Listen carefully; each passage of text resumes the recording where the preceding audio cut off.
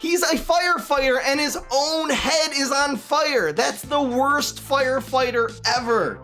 This guy is the whole reason I even created Cremation Station is only to just have a special place that firefighter can get really comfortable and sink in there and burn his own head off. I hope he does, and I hope this card gets freaking removed from existence and no memory of it should ever exist in all of gaming or all of anything. The word firefighter should be deleted from the dictionary. That's how bad this freaking piece of trash. I hate firefighters so much.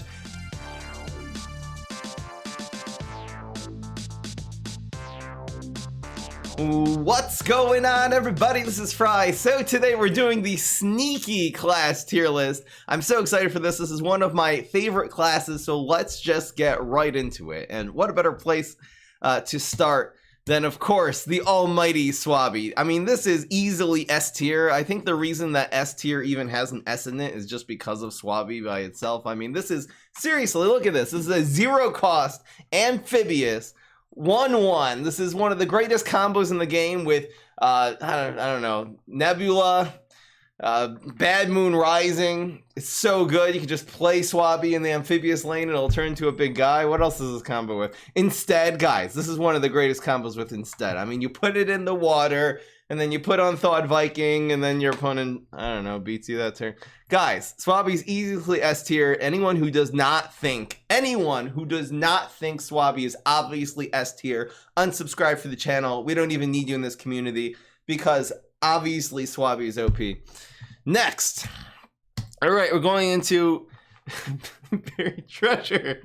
If you know, you know. Buried Treasure is actually an extremely decent card. Now, this by itself in stats won't cost 2/2 zombie, not very good. But the fact that it gives you a legendary card earlier, I just hear everyone in the chat saying, Fry has barrel synergy, it's so good. Barrel Bay.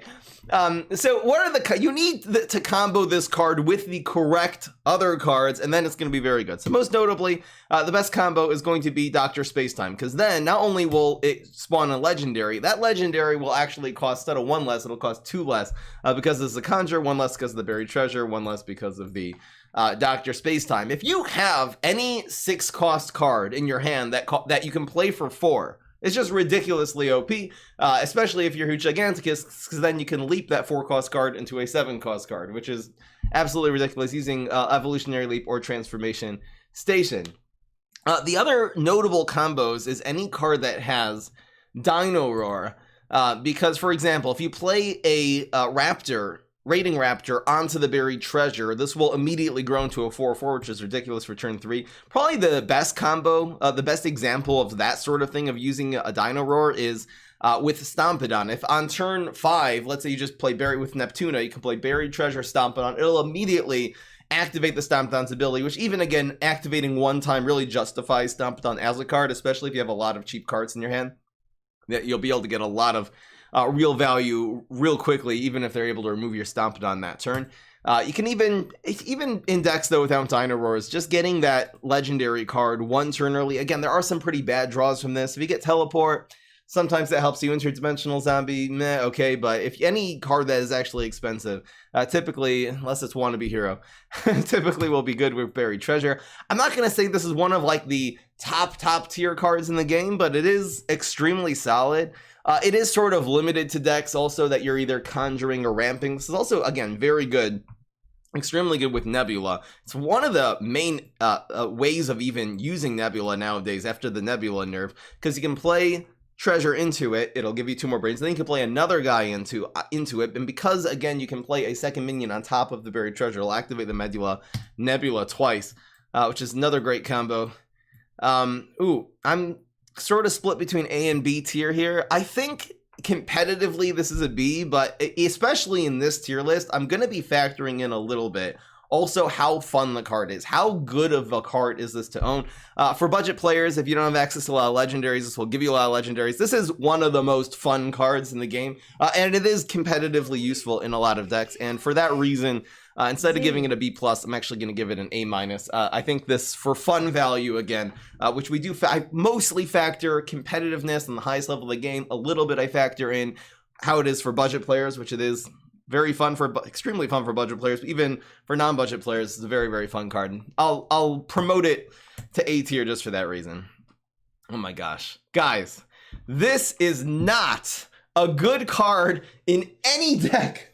Guys, let me explain to you the fundamental problem of Ducky Tube Zombie. This looks like a really high potential card, particularly because it's amphibious. Like, if you have, just compare this to maybe Peapod on the plant side. Peapod, you got to play in a ground lane. It's easier to answer. Ducky Tube can just sit in the water. If they don't have a good amphibious answer, this thing is going to grow and grow and grow, and that's not true. I'll tell you the huge difference. First of all, Ducky Tube Zombie, its stats are not even validated until it hits your face, the opponent's face 2 times.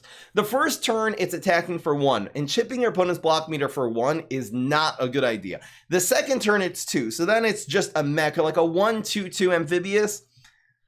It's better than Snorkel Zombie, but still is not an amazing card. It's still probably that is just below average. So it needs to hit a second time. Once it becomes a 1-cost 3/3 now in the water, that's good. But by that time, it's already pinged your opponent's block meter for a lot. It's usually given them an answer. Like a lot of guys, after you've charged their block meter, are just going to have an answer to the Ducky Tube for free.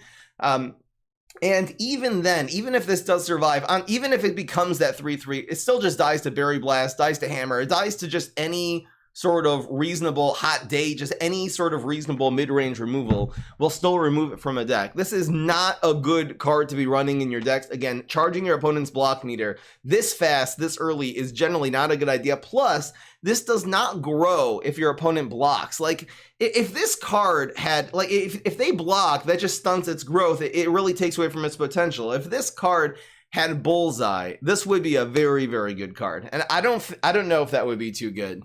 That would be a really good card if this card had Bullseye, because it won't charge your, all the bad stuff about it will go away. It won't charge your opponent's block meter. It won't have the problem of if your opponent has a full block meter that won't grow that turn. That would be freaking amazing, but that might even be a little too good. I don't really know how to fix this card. This is going in, even in pet decks, going as party synergy. Even in pet decks, this is generally not a good idea. You want to be focusing much more on your cat ladies, and Zookeeper on turn 3 with Ducky Tube. It's not even that strong of a play, really. The Ducky Tube is a 2/1. And your Zookeeper is the 3/2. It's not a really good play for a combo play on turn 3 with 2 cards. Sneaky cards never have Bullseye. Who cares? I'm just putting this in F. I could put this in D because every once in a while, really, this probably deserves in D because every once in a while I see this card perform well, even though it's so rare. When I see the opponent play Ducky Tube, I'm like, yes, okay, I won this game already because they're running crap cards in their deck. But because it's overrated and people actually value this card a little higher than it should be, which I do factor in a little bit to this tier list, this is going in F. It's a really, really bad card. Swipe left. Moving right along. Great. I should make a PvZ Heroes Tinder. That would be really fun to do. I'll just like swipe left or right on all the cards. Anyway, Graveyard. So it's a 1-cost zombie environment, which is fine. Like, it's very good at, the only reason you'd ever run this in a deck is to answer the opponent's environments. This is one of the less good environments in the game. It really doesn't do a whole lot. Like, giving a card Gravestone. So if it's an early game card, like what do you really need to give Gravestone to? I don't know. I guess if you're against an opponent like Solar Flare or Captain Combustible who does not have an answer to the it doesn't have access to any kind of Gravestone removal, then Graveyard would be okay. I don't know why I'm back on Ducky Tube.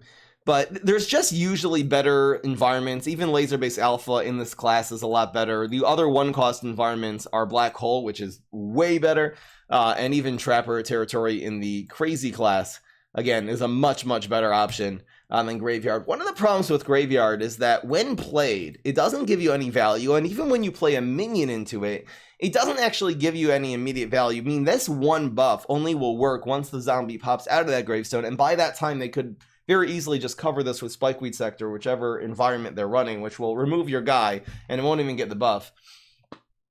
Maybe if the attack buff was applied before it was revealed, like when it was played, that would at least make it better, because then even if this environment gets covered, at least you got a little bit of value from it.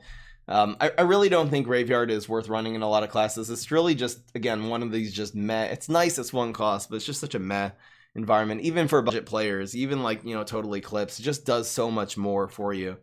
I'm going to be putting this in D tier. It really doesn't really belong anywhere in the highest level of the game. Please stop using this card together with Headstone Carver, because if you're going to be running, we're going to get right into Headstone Carver next. If you're running Headstone Carver in a deck, this is one of the biggest mistakes. People are running Headstone Carver and they're like, hey, Gravestone Synergy, I'm going to freaking run Graveyard. If you're running Headstone Carver in your deck, most of your other minions are anyway going to be Gravestones themselves. Headstone Carver does not buff itself when it itself pops out a Gravestone. It was like that back in 2016, hasn't been like that since then. So you don't run, stop running Graveyard in a Headstone Carver deck.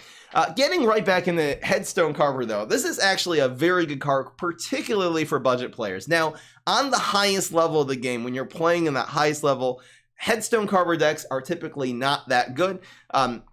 Headstone Carver it's a difficult card to remove on turn 1.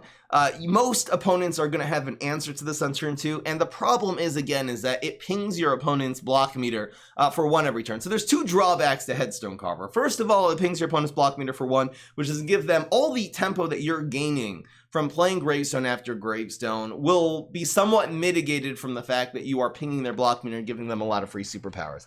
The second and main problem with Headstone Carver is actually getting it in the late game. This is one of the best cards, if it's in your deck, to get it on turn 1, but one of the absolute worst cards to get in your hand to draw on turn 3, 4, 5, because usually you're going to be going for an on-tempo Gravestone, like your Pogo, like your Flameface, whatever, like your mix-up Gravedigger, whatever you're running, to be able to spend in a tempo deck 1 more and playing a less good Gravestone. Very often you won't even be able to have the combo of Headstone Carver plus something else. This also clogs a lane, so if you're going for a lot of Pogos and a lot of line dancing zombies, things that are going to be staying alive, this will actually clog a lane in Gravestone decks, and you only have access really to 4 lanes that you can play Gravestones into, and this is really taking away from one of those lanes. So it's really the problem in the late game. In some decks, I'll only run like 3 copies of Headstone Carver, because even though you really want in your early game, you do not want to be getting this in the late game, so it's basically a dead card. So yeah. I think because for this is viable even for top level players. Again, one of the best budget decks though is going to be a Headstone Carver Gravestone deck. You can find that in the budget playlist on the Fry 'em Up channel. And for that reason, I'm going to be putting this. It's a solid B tier. Again, it's really not bad. It's not bad, especially if you're going to be running Pirates and stuff, which are really, really good. Having a couple Headstone Carvers for your 1-drop. There are going to be better options for Infinity, but for most heroes, Headstone Carver really is the turn 1 play for Swashbuckler and Flameface decks, which is a really good combo. And again, for budget players, it's really, really good. I'm going to put it in a solid B tier because it is genuinely a pretty good card. You just don't it doesn't end up warranting a slot in your deck on the highest level of the game that much. And thank you so much, Naughty Pineclone, 32 months. We're going on 3 years. Thank you so much. Really, really appreciate it. All right. Next, we're going with Imp. Guys, it has Imp synergy. Next, swipe left. There. Oh, here's a good Imp. This is Imposter. Now, this card actually used to be a lot better than it is now. The reason why it used to be so good is because Lily of the Valley used to be so good. And thank you so much, Cactus. Welcome to the Frimely. Really appreciate it. So it's a little bit of a weird calculation. The play used to be with Imposter was Imposter on lane 1, on that Heights lane. And that will prevent Lily of the Valley was like a really, really common card in the meta. It used to be a 1-3, and now it got nerfed to only being a 1-2, and basically nerfed to the point of unplayability by being nerfed to a 1-2. You can see that. I explained that more in the Mega Grow class. But what people would try to do is Lily on the Valley on turn 2, and then play a big card, a grow shroom, or just like a big 3-drop on turn 3. Your imposter is sitting there and waiting in order to block that Heights Lane minion. And what you can then follow it up with really well is any kind of deadly minion. So any way of making the imposter deadly. And the main 2 ways, again, used to be to make the imposter deadly.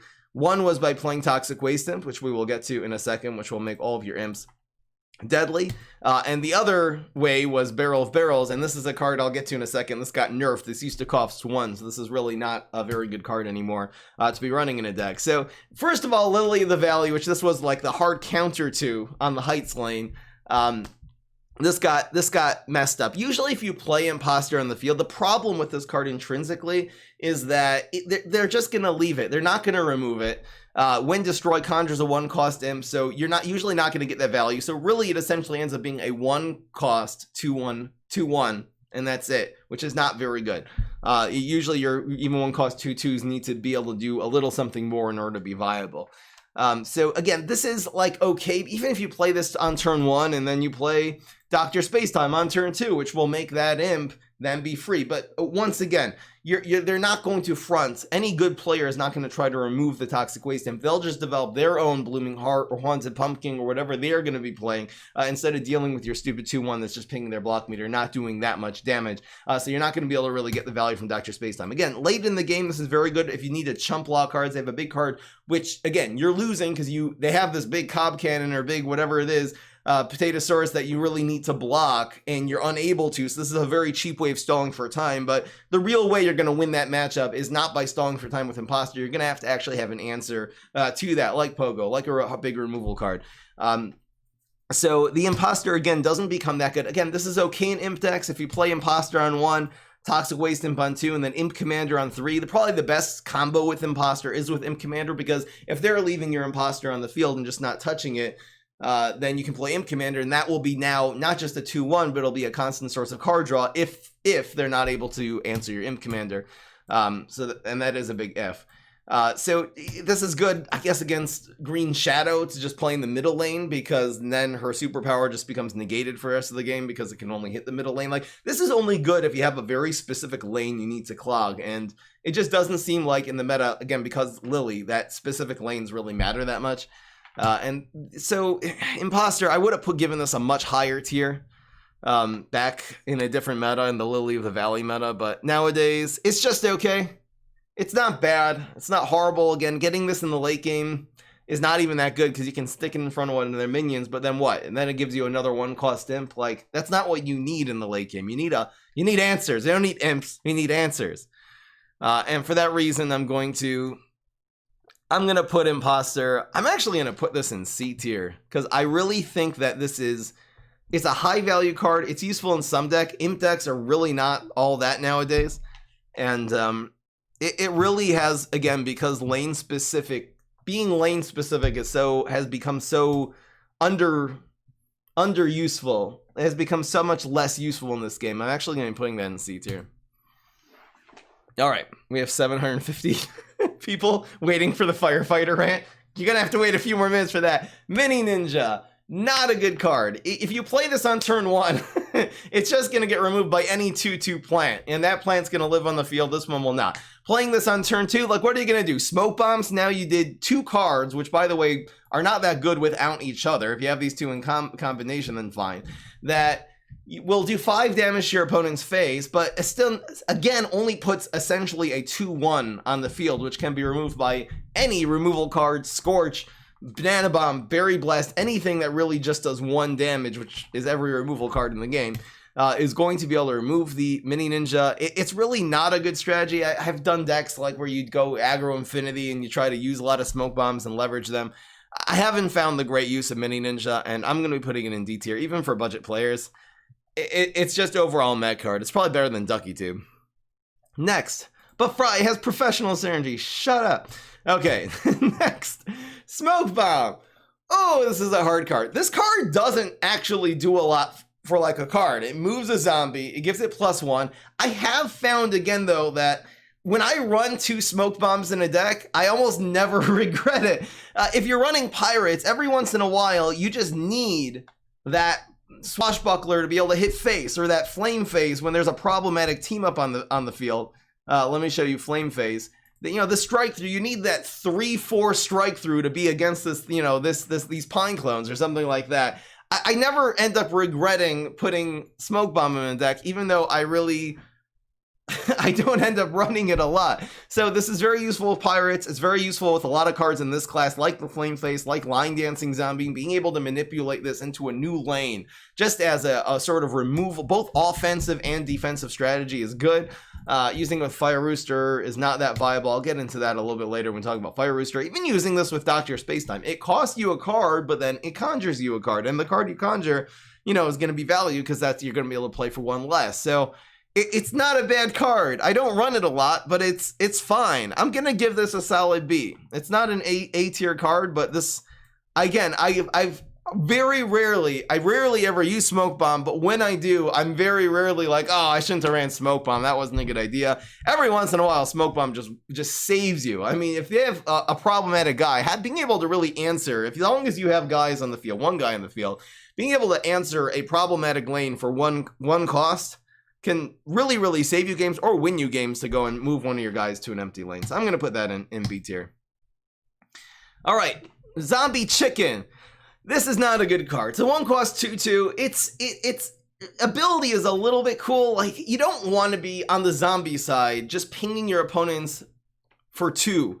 You got to have a little something more than that. There are 1-cost 2/2 cards like Cheese Cutter that will conjure you something. There's 1-cost 2/2s that grow. Sort of like Genetic Experiment. You got Teacher. You got, just comparing this to all the other 1-drop zombies in the game. It really falls short.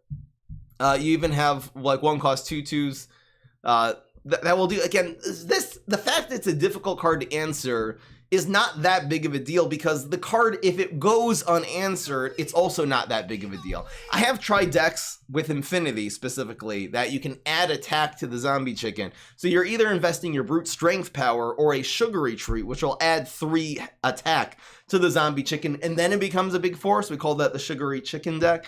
The reason that deck didn't end up on YouTube is because it failed miserably, because even if you add an extra power into the Zombie Chicken, another like 2 brains investing into it, it still just dies to either Banana Bomb, Berry Blast, Hot Day. Just any decent removal card will remove both of your cards. It will be a 2-for-1, removing 2 of your cards into 1. It really just doesn't end up having a lot of health. Like, if this was a 2-3, I feel like it would actually be a lot more viable, because then investing more cards into it would be less risky. Like a Sugary Treat would turn it into like a 5-4, which is really good. But as is, I really don't think Zombie Chicken is a very good card. In pet decks, again, I think we ran a couple of these in like the Brain Freeze deck, where you stick this into Hunting Grounds. It's not a bad combo, because then anywhere they put a guy in the field, this will grow and grow again and turn to a 4/4. But it's really, in terms of the amount of decks it's actually useful in, even in that deck, it's really not the greatest card. Much better to be running Fire Rooster, for example, and that's the reason why I'm putting that in D tier. Here's Barrel of Barrels. This is sad. Okay, this card used to cost 1, and I will admit, at 1 cost, it was actually too good. It was a really problematic removal card at 1, especially in a class that's so good at removal anyway, like the Sneaky class. It was just auto-include 3 or 4 copies in every single deck. It was way too good with Dr. Spacetime, which was just such a cheap way of not only making him deadly, which will, you know, with his high health, just makes him win every matchup in the game, but also would then conjure you another barrel card, which there are some decent barrels. There's some really bad ones too. We'll get to those later, but there are some decent barrels. So it will give you that little cheap conjure, which it was just a really problematic card. There was really no answer to this though, because the Barrel of Barrels, like at 2, it's also problematic in terms that it's way too slow. Even in like the Conjure Leap deck that I used to run Barrel of Barrels, I don't really run it anymore. I took it out, just add some Bad Moon Risings. It just costs too much for only making 1 minion deadly. It means you have to put your minions on the field, leave over 2 brains worth of tempo, and maybe, just maybe, have an answer, like have a good play for Barrel of Barrels, which you're not necessarily, they could just play one of their plants dry, and then your Barrel of Barrels is kind of useless. Making a minion deadly this turn very often is not going to give you any value, because they could just remove it with a trick the next turn. So Barrel of Barrels, not a very good card nowadays. It's kind of sad, but I guess the Sneaky class doesn't really need any more removal.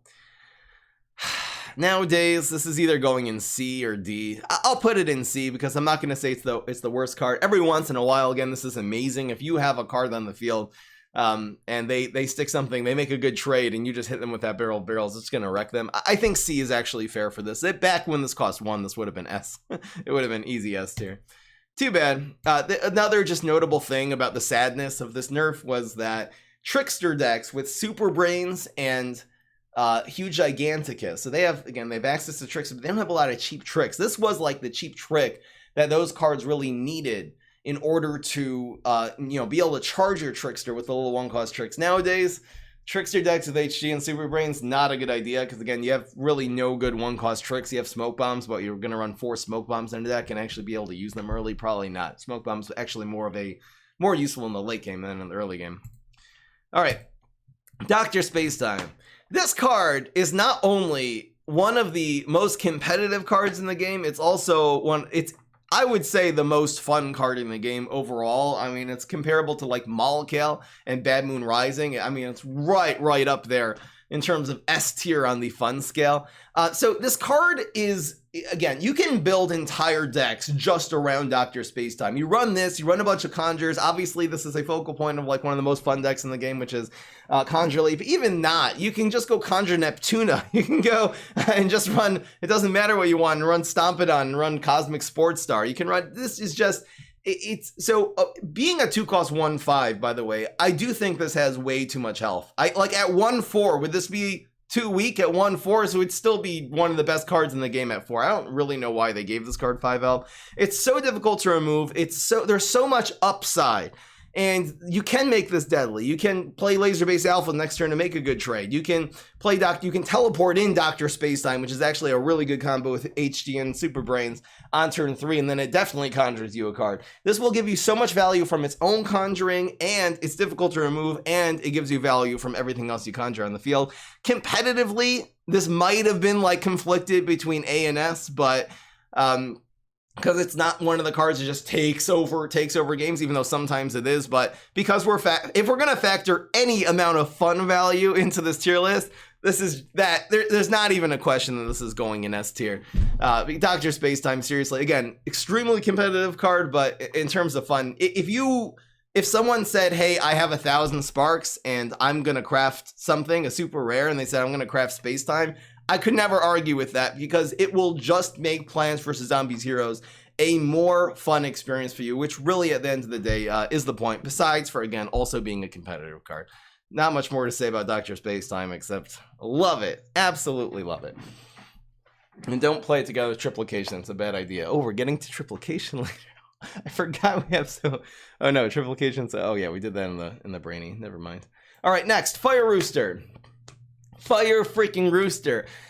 When this card came out, it was actually better. Because there was a lot more 1 health minions being played on turn 1. Shroom for 2 used to be a play on turn 1. Nowadays, hardly ever see Shroom for 2 played on turn 1. Fire Rooster was the answer. That was the meta, was Shroom for 2 on turn 1, and then buff Shroom or something like that on turn 2. And this was a clear answer to that. It would answer your Poison Shrooms. It would answer Bonk Choi. Nowadays, since Fire Rooster actually came out, we're talking about 2017. Since Fire Rooster came out, there's actually a lot more cards that are played on turn 1 that have 2 health. Notably, the strongest ones are like Blooming Heart, Haunted Pumpkin, and Fire Rooster is not a good trade. You don't want play Haunted Pumpkin. It does 4 damage to your face. Then you play a 2-cost card to answer their 1-cost card, and then it's an even trade. You really don't want that. You want to be playing Fire Rooster. Again, it's ability. It'll do 1 damage in a lane right when you play it. You want this to be clearing minions off the field. So this has become a lot worse. You can use this in Brain Freeze Pets. We have a deck called Move Pets, Get Out the Way, where you actually play this into Hunting Grounds. And then again, if they play something in the Hunting Grounds, Fire Rooster leaves the Hunting Grounds, it gets an additional 1/1 buff. I'll show you guys Hunting Grounds real quick. For those of you not familiar with the exact stats of it, it's in the Beastie class. And then if they play something out of the Hunting Grounds, and the Fire Rooster will chase it and also get that additional 1/1 because it's leaving Hunting Grounds. So that was a cool combo. Teleport Fire Rooster. I really am having a hard time. Again, it's not in the same class as most of the pet decks. It's only with Brain Freeze. I really have had a hard time finding good decks for Fire Rooster. nowadays. It's a control card, again, that only answers what they played the turn before, not what they played this turn. It is pretty cheap, so that's fine if there's going to be frequent good things that Fire Rooster answers. But again, most good players are not going to be playing Shroom for 2 or Bonk Choi on turn 1. So Fire Rooster, again, you can use this as an aggro card. You play this on the field. It's a little bit difficult to remove. It's on the one hand, it's difficult to remove because it moves lanes. But again, Banana Bomb, Berry Blast, Scorch, Colonel Pult, like there's just everything. As you know, it's easy to get this onto the ground in order to use the Scorch. Everything really answers this. This card is actually, on the highest level of the game, not even that good nowadays. People often ask me, Fry, you got to do Fire Rooster.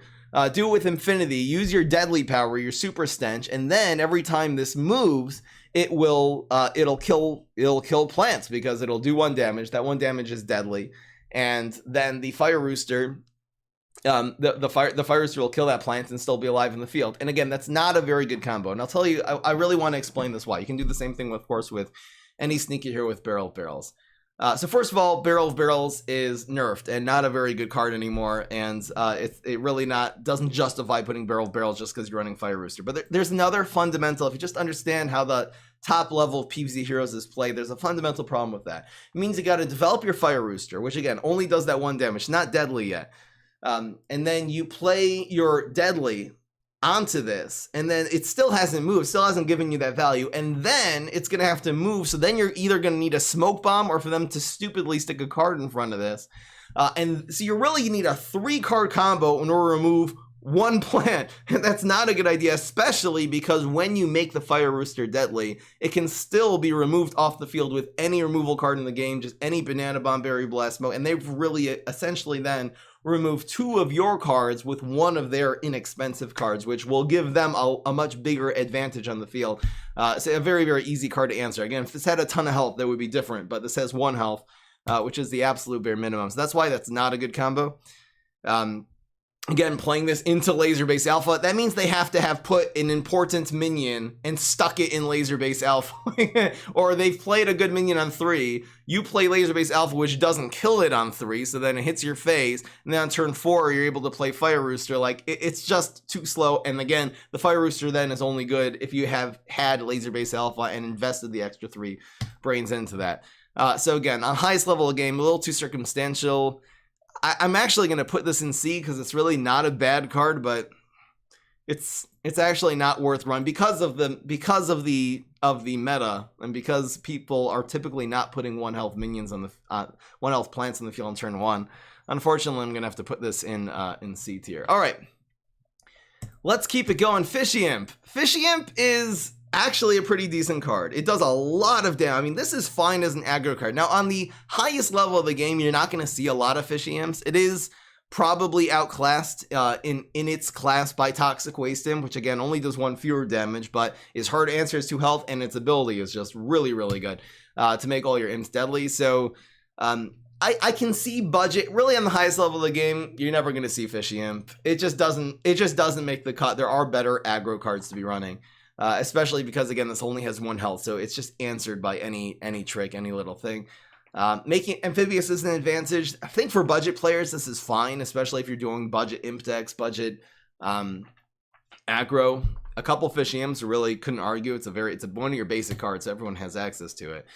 I am gonna give this like a solid C, and that's really just because of its value for budget players. If I was going on maybe highest level of the game, it would probably be closer to D, but again, just because it's a basic card, I do factor in budget a little bit into this, and having a few Fishy Imps in some of your budget decks, especially the ones that you're being aggressive in, even in a Gravestone deck, for example, where you're going Headstone Carver and a bunch of just, cheap gravestones, and then you say, hey, I could really use an amphibious minion that's going to be putting a lot of pressure on the opponent, and it is a must answer card because this does a crap ton of damage for a 2-cost card in the amphibious lane. I want to put a couple Fishy Imps. I'd be all about that, especially for budget players. So again, because of the value for budget players, I'm putting in C.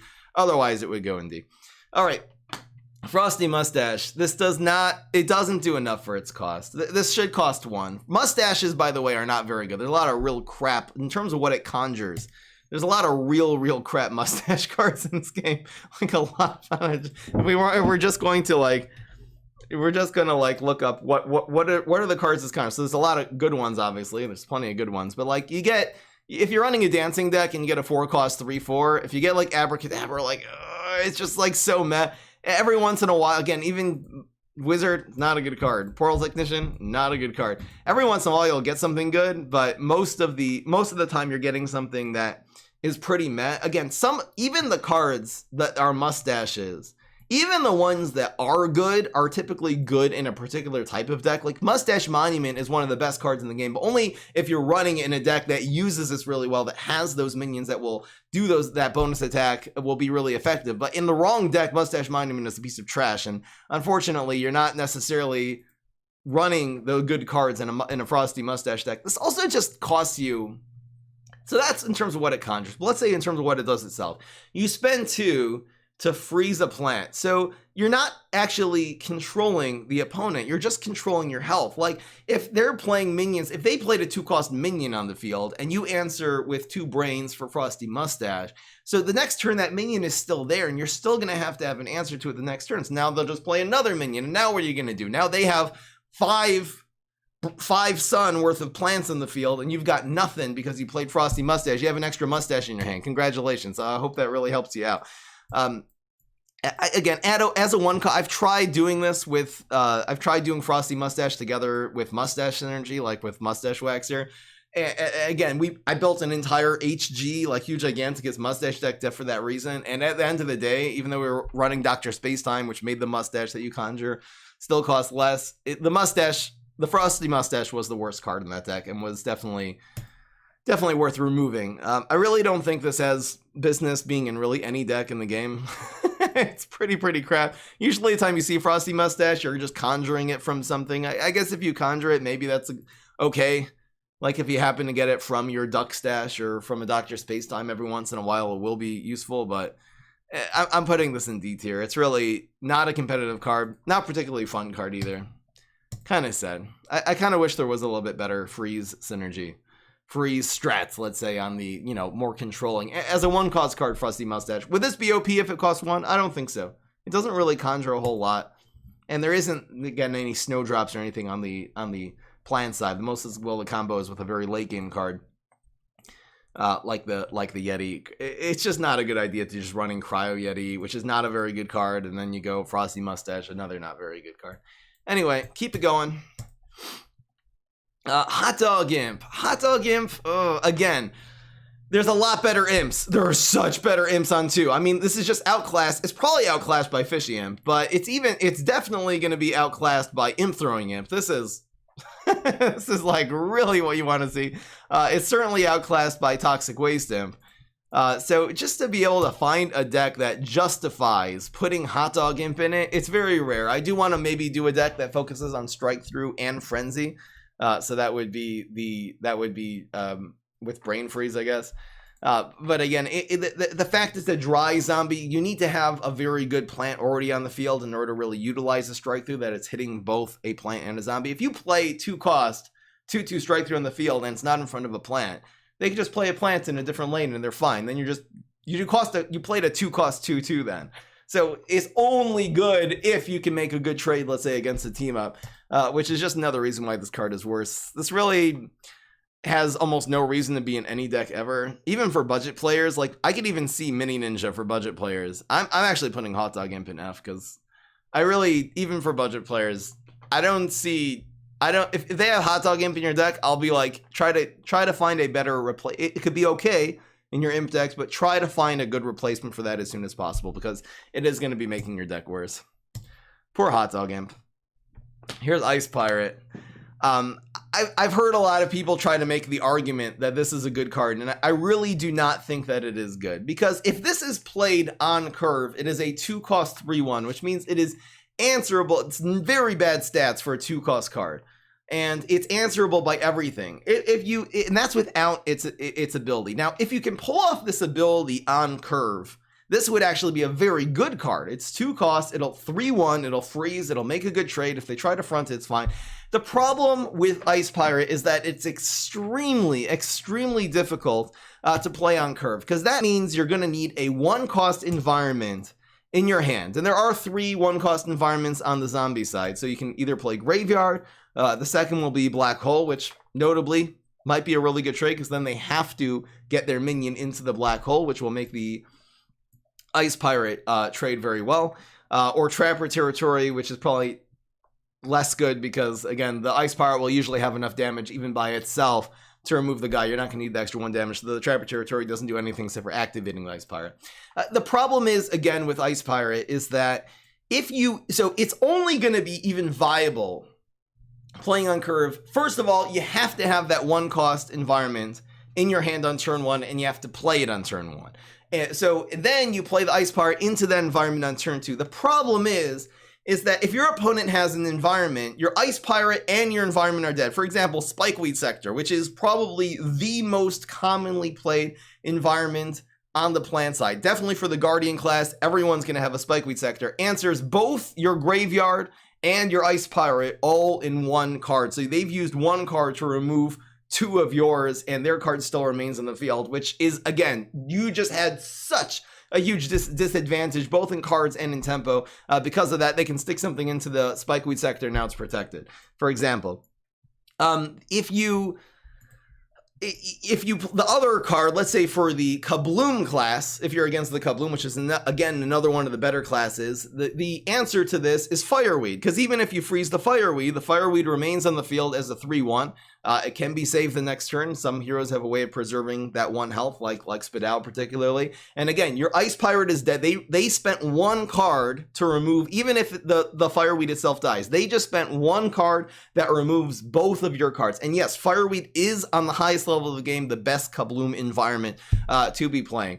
So again, against most of the good classes, are either most good heroes are either going to have a Kabloom or access to Kabloom or Guardian, because those are out of the good work. Besides for Solar, those are the 2 better classes on the plant side.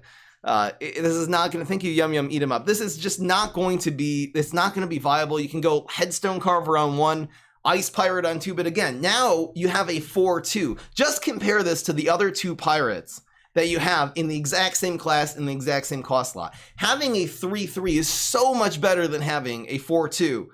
Because it's a 2 health, anything answers it. 3 health is a lot harder to deal with. Plus, if they don't answer it this turn, now this is going to be a 4-4. Same thing goes for the Monkey Smuggler combined with Headstone Carver. This is a 3-4. It's a very, very hard to remove and also powerful. It has 3 attack card that also has an ability. So these 2 are always going to be better options than Ice Pirate. I do know that, there's certain gamers in this game who really think Ice Pirate is all that in Pirate decks or in Gravestone decks. I really think that is a big mistake. Now, that's if you play this on curve. If you play this off curve, if you're playing this on turns, let's say 3 into an environment or turn 4. So again, it still has that same limitation that it's only good in 1 specific lane. Its ability is very, very weak to environmental removal, has all the same problems. Plus, you're playing a 2-cost card on turn 3. Why don't you just run a good card like Line Dancing Zombie or like Pogo? You have such better options after turn 2. There's just no reason to be running Ice Pirate. So because of all that, and just because of every time running Ice Pirate in a deck, it's always just been, oh, I wish this was a Monkey Smuggler or a Swashbuckler. I'm putting this in F tier. It's really not a good card at all.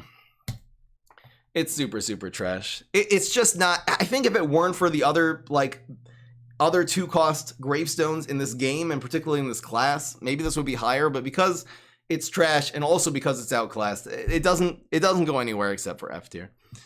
There's really no reason ever to run it in a deck. All right. Next, Imp Throwing Amp. This is a gem. This is if they don't have anything on the field, this is a piece of trash garbage. Stop playing your Imp Throwing Amp just dry on the field. So how do you play this? You have to wait until they play a minion on the field. Obviously, if they play a Shroom for 2 on turn 1, which again is very uncommon, this will be ridiculous because this gives you essentially 3 minions for 2 cost, which is so good. The best way to play Imp Throwing Gimp is with Super Brains and Huge Giganticus. Teleport this in front of your opponents, because if it's against a 2/2, this will spawn 2 minions. Anything that has only 1 or 2 attack, this is going to just keep. This is a minion factory, especially when combined with Toxic Waste Imp or with Imp Commander, Imp Synergy. This is just going to be so ridiculous. This can throw Imp Throwing Imps, and when you get an Imp Throwing Imp from an Imp Throwing Imp, it's just it's just how do you deal with that? So this can be used as a tempo card. If you can get this in front of a team up, again, this is one of the ways of sort of controlling your opponent even after the fact, because this is not just going to control whatever it is played in front of, it will automatically control a different lane too, which really limits the options the plants are going to have in playing in different lanes, because this will again be throwing minions to different lanes to control those lanes as well. This can also be used just as a sort of a control card, again, like teleporting this in with Teleportation Zombie or with Teleport. Really good option. You can even run a couple smoke bombs. It's just another way of activating this. This is a really solid imp. You don't even need to be running this with Imp Synergy, by the way, for this to be okay, because there is a way to control opponents. If you want to see the Teleport Imp deck, I think I have that on the Fry 'em Up channel. There is a decent way of controlling is just by using a lot of cheap minions and keeping your lanes clogged every single turn, and then building up to a Bad Moon Rising. And again, this combination of Bad Moon Rising with Huge Giganticus is really good combo, because this will typically either stay on the field and be a good target itself, or just be throwing a lot of other minions to get the Bad Moon Rising. This is very solid. I don't think it quite deserves to be an A tier. Maybe it does. Damn, that's hard. Listen, in the decks that it's good to run Imp Throwing Imp, it is an A, but because it's a very limited amount of decks, you really need there to be it needs to just be a Teleport Imp deck or a Toxic Waste Imp deck, which again, on the highest level of the game are not the greatest decks. I'm actually going to be putting this in B, because again, in Imp decks, this is an A. Actually, in Imp decks, this is S tier in Imp decks, but because it's really only good in a very limited archetype, like Imp Moon Rising is really where this shines, I'm actually going to be putting this in B, because again, I am considering not only how strong of a card it is, but how useful is this to be including in your decks, and that's why I'm going to be putting that in B tier. Sorry, guys. We'll say B+. Make people happy. All right, next. Monkey Pirate, Monkey Smuggler. This is a very solid card. Now, it's a little bit hard to activate its ability when played on curve, because that means you have to have played a 1-cost card that pings your opponent's block meter on turn 1 in order for this to be able to work. So Headstone Carver, again, especially for budget players, great combo. You ping their thing, and then you steal their block meter. This is a 3/4, just ridiculous. So this is amazing for budget players. Even on the highest level of the game, if you want to play an Infinity Pirate deck, you want 4 copies of Swashbuckler and 4 copies of Monkey Pirate. And even if this does not you activate its ability, like for Infinity, you're usually, instead of running Headstone Carver, you're running Conman, and you're running Grave Robber, which are the two crazy. I'll just show you these real quickly. You're going to be running, these are the 2 pirates that you run with Infinity instead of Headstone Carver on turn 1 in pirate decks. You're a pirate and you're a pirate. These are way better with Swashbuckler than Headstone Carver typically. So that's fine. This also does work. This is nice that it's a 2-cost card that works in the late game. Like if your opponent has a little bit of block meter charge, you have a little block meter charge. This is a 4-charge swing as long as your opponent has at least 2 charge and you're not full, you're not within 1 or 2 being full already. This is like a 4-charge swing. So if you want to almost imagine that in the right circumstances, most of the time, thank you, Mr. Agri-Solar Flare. I'll definitely do the Smarty at some point. I probably will do Smarty after this. So in the right circumstances, this ability is basically 50%. It's really about the same actually as the Viking, as Unthawed Viking, which is going to be in the Brainy class. Because if you think, what is the average amount of block meter? Think about it like this. What is the average amount of block meter that is stolen by not by Unthawed Viking, I'm sorry, I meant Shield Crusher Viking. The average is 4, because if it's really 3.5, because if they have a full block meter, obviously then you're stealing 0, because if it's full, unless they're milled, you're not stealing anything. So they have between 1 and 7. This is the average is 3.5. The average for Monkey Pirate is actually very similar, because it also, again, they could have no block meter, so then that'll be sad. You could end up having a full block meter, like an almost full block meter, which it doesn't benefit you at all, but it's always stealing. it's typically going to be stealing at least 2 or 3. It ends up in a very similar ability to the Shield Crusher Viking. I actually have a deck where I ran 4 copies of this and a few copies of Shield Crusher Viking, and it was just like a troll deck. It actually worked really well. This is very good. I've actually won games just by playing Monkey Smuggler or 2, and then playing a series of mixed up Gravediggers, which just keeps your opponent's block meter just empty the entire game. Since this pops out of the gravestone, it'll activate its ability again and again. Man, we're only on the 2-cost cards. Gotta get a move on here on this tier list here. All in all, very decent card. Man, that was a long explanation. I'm gonna give this a B. It's really good for gravestone decks. It's very good for pirate decks. And it has a lot of other uses too, like with mixed up Gravedigger and stuff like that. Moving right along, Swashbuckler. Oof. This is the heart and soul of pirate decks. I mean, this, I've even seen people run pirate decks without Swashbuckler. It's not a good idea. So again, this is a very weak card the turn that you play it. So it's very important because it's just a 2-cost 2/2. Any card in the game will answer it. Obviously, Spikeweed Sector on the ground, but anything, Bonk Trade, just anything will. There's even a lot of cards that'll make a good trade, just like Juggernaut or anything like that will make a very good trade. So Swashbuckler by itself is pretty weak. You need to have, for Swashbuckler Zombie to be good, you need there to be a solid turn 1 play. So the most obvious choice is Headstone Carver, which will again then buff your guy to the Swashbuckler to a 3/3, which is very difficult to answer. And that means also that they're not answering your Headstone Carvers to be able to get more value out of this if they're even trying to go after your Swashbuckler. But the better combos again are with Infinity to be running this on turn 1, because then even if they kill your Swashbuckler still grew the Quick Draw Con Man for 1/1, and it will usually make an even trade. It just becomes worth it. It'll also grow your Grave Robber essentially into a 4/3, 1 for bopping out of the gravestone, and then 1/1 because again this is a pirate that's hitting your opponent's face. So make sure that you're running this with good solid 1-drops. This will also again buff up even after turn 2. You don't have to be playing this on curve, because even on turn 4, after you've already played your Flame Face, if you play a couple of Swashbucklers, these are going to buff up your Flame Face and also buff up each other. Obviously having 2 Swashbucklers on the field is this sort of intrinsic synergy, because they are going to be now buffing each other by 2/2 instead of just themselves by 1/1, and they'll have Strike 3 combined with Flame Face. This is actually one of the best cards in the game in Gravestone decks. Again, it is limited to Gravestone Pirate, but again, Pirate decks are actually one of the best decks in the game. It's really, if you're going Gravestones nowadays, since Flame Face, I'm going to talk a little bit more in terms of how Captain Flame Face has changed Gravestone decks and Pirate decks particularly so much. If you're running that, this is just great. I'm actually thinking of putting this in S tier, because I really think, again, for pirate decks on the highest level of the game, pirate decks, this is auto include, and it's one of the better cards in the game. And for budget players, which is part of my consideration, Headstone Carver on 1 and cheap old uncommon Swashbuckler on 2, together with any other gravestone like Monkey Pirate or Sumo, is a really, really, really good idea. I'm putting Swashbuckler in S tier. All right. Toxic Waste Imp. Here we go. So again, the weak thing, I'm just looking at the chat, someone's saying, but it's really hard to make it survive. You gotta, again, the key is you gotta get 1 shot of value before this dies. That justifies the card. Then it'll make a good trade. It'll do some damage to whatever is killing it. Plus, it has already given you value. If they Berry Blast it, it has already given you value to 2-for-2 trade, and you've gained. And that's how tempo works in this game. You gotta gain more stats than your opponent. All right. Next, Toxic Waste Imp. So again, this back in the day, this was one of the better strategies in the game. The problem with this is that Banana Bomb has been added to the game, which is a good answer. Hot Date has been added to the game. Sweet Pea, which is a 2-cost 2/3 that will pull something out of the water into its lane. There's been a lot of answers added to this. It used to just be Berry Blast or Hammer or Bust, and Hammer's not a good idea. You want to be using 3-cost cards to control 2-cost cards. So it was basically just Berry Blast, and that's why this used to be incredibly good.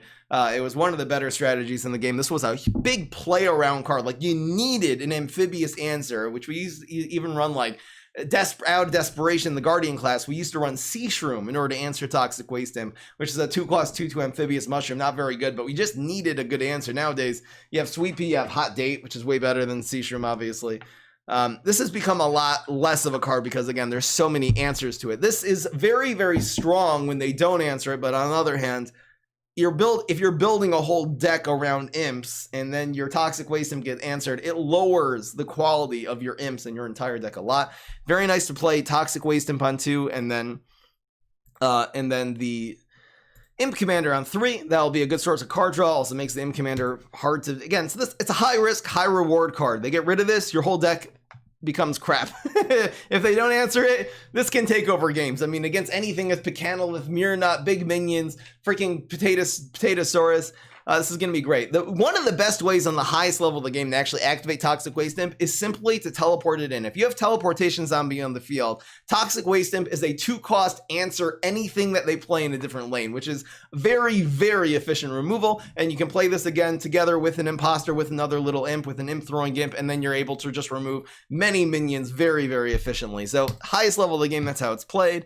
With HG or Super Brains, the Brainy class is just... It's just the best class. Besides for the Sneaky, I would give Sneaky probably number 2. Crazy. Crazy's also really good. Damn. Those 3 are definitely the 3 good classes in this. Zombie side. Where does this go? Let's go in C. This goes in B. It's not as useful as B. It's not bad, by the way, to just throw a couple of these even into a grave. If you're a budget Gravestone deck, you have a couple Toxic Waste Imps. Same as Fishy Imp. You can just throw it in. Chad is saying, do not put it in C. I think because this is useful in terms of a synergy, imp synergy, it's a integral part of one archetype, which is imp decks. And there are a couple of really good imp decks, and this is very good with Bad Moon Rising. Like, you can swarm a lot of imps. It's mostly just HG, but it's really not bad to even stick a couple of copy of these into a deck. It can work very well with Smoke Bomb. I'll give it like low B tier. It really is not as good. It's really not as good as a lot of these cards. Damn, did I put Imp Throwing Imp in B? It's probably about this. In terms of the decks you included in, it's actually exactly the same as Imp Throwing Imp. Cremation station, like I mouth I. What? Thank you so much. A. Waiting for this cremation station. I'll put it in B. It's probably slightly worse than Imp Throwing Imp, but actually not that much worse. All right, next. Backyard Bounce. This is a very underrated card. Now, the reason we don't end up playing this a lot is because it's outclassed by Pogo. Pogo is the better option because it can be stuck back into a Gravestone and mix of Gravedigger. It just has a lot more applications. Plus, this is a zombie, so it works on untrickable things as opposed to Backyard Bounce. Now, Backyard Bounce is good. It's very good for tempo. This is an automatic removal card on turn 3, so if you need that, it's good. You can run this in mill decks, which is going to be bouncing things back into their hand. For budget players, Backyard, you shouldn't be afraid to run these if you don't have a better removal option. Now, Rocket Science is probably the better card because Rocket Science will just remove it off the field. If they have a problematic card that they're able to play the next turn, especially your big cards, again, big plants, you want them to have an ability like Cob Cannon. Bouncing a Cob Cannon back in their hand means now they have another Cob Cannon in their hand. So it is sort of problematic to be relying on this as a bounce card. It has Sports Synergy. Oh my gosh. Who cares? Party Synergy. Now that's where it's at. Because on the highest level of the game, you're not going to end up seeing this played a lot, but for budget players, this is a viable removal card. I'll just put it in C. That's basically where it belongs. Captain Flameface. This has actually been one of the biggest game-changing cards. This has gone through a lot of changes. They used to have, instead of Flameface, I think they had like a 3-cost, just 4/3, just like Captain, whatever it is, Captain Deadbeard, whatever the card that pops out of this is so long ago. It's just Captain Deadbeard, whatever pops out of the barrel of Deadbeards.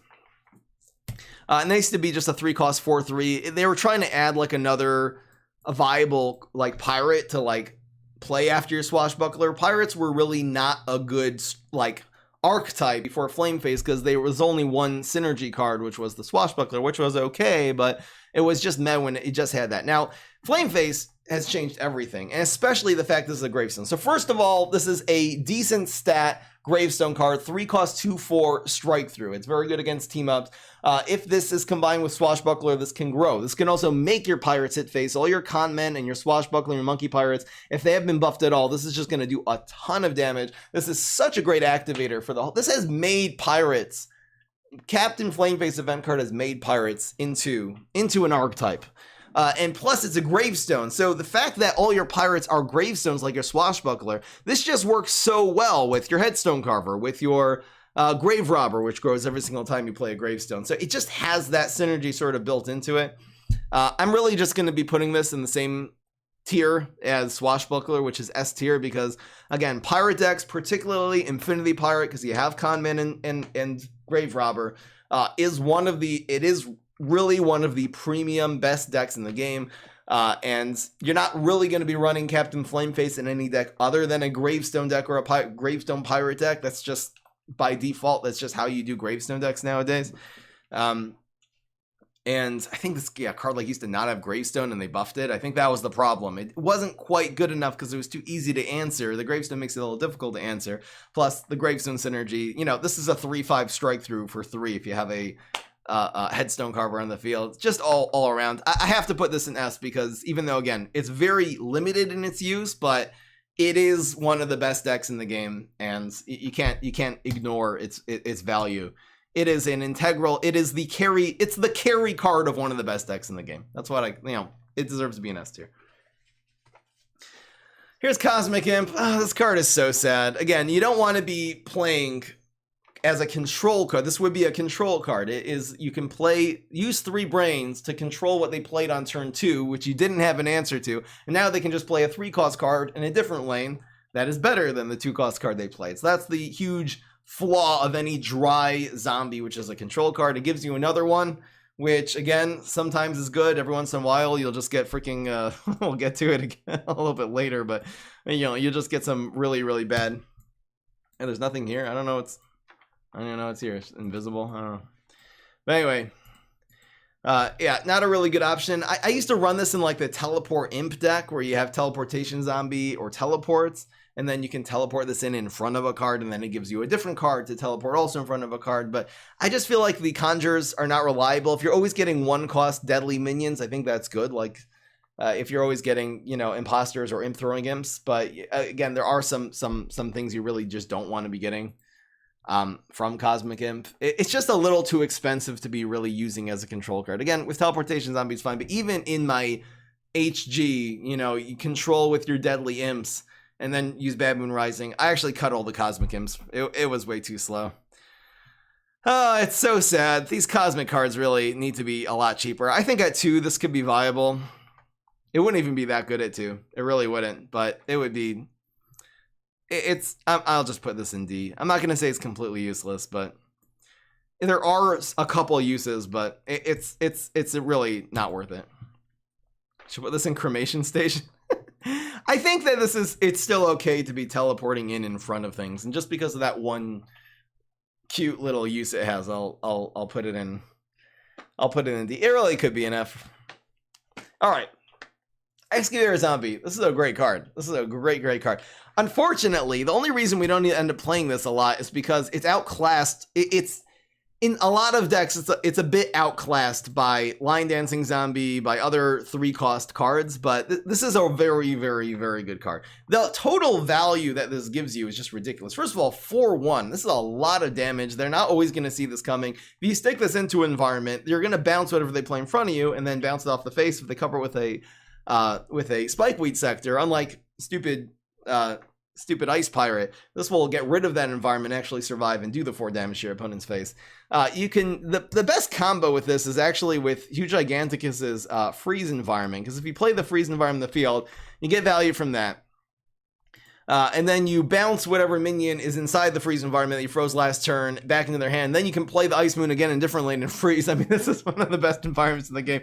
Really, really cool combo with the Excavator, and then you can replay it that turn. And then on turn 5, you play Mix Up Gravedigger, so then you can bounce another minion.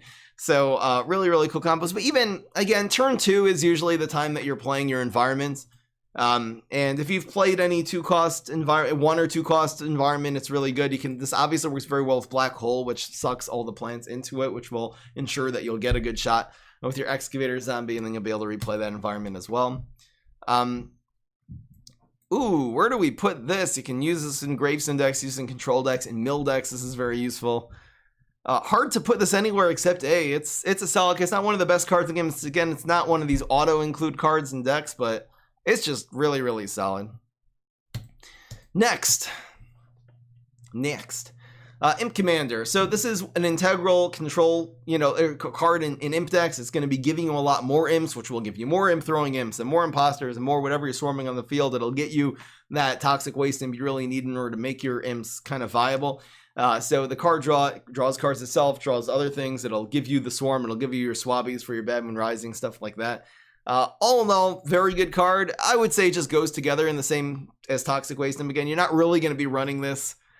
You're not going to be running this in Pirate decks. Usually just going to be going Flame Face, and I would say even in Pirate decks, probably going with a Gravestone option like Stealthy Imp is typically going to be better than Imp Commander. I guess you could do Imp Commander. It's also just a difficult card to remove. 3 cost, 2/4 is a lot of stats, which very, very difficult card to make a really solid trade with on turn 3. There obviously are answers to it, but not that many. It's just solid B. It works very, very strongly in one deck, and it's the same as Toxic Waste Imp. All right, here's Laser Base Alpha. This is a decent environment. I especially like Dr. Spacetime on 2 and then Laser Base Alpha on 3 because they're going to really desperately need to try to block your Spacetime before he conjures too many cards by hitting face. That's a really, really good combo because, again, it covers your opponent's environments.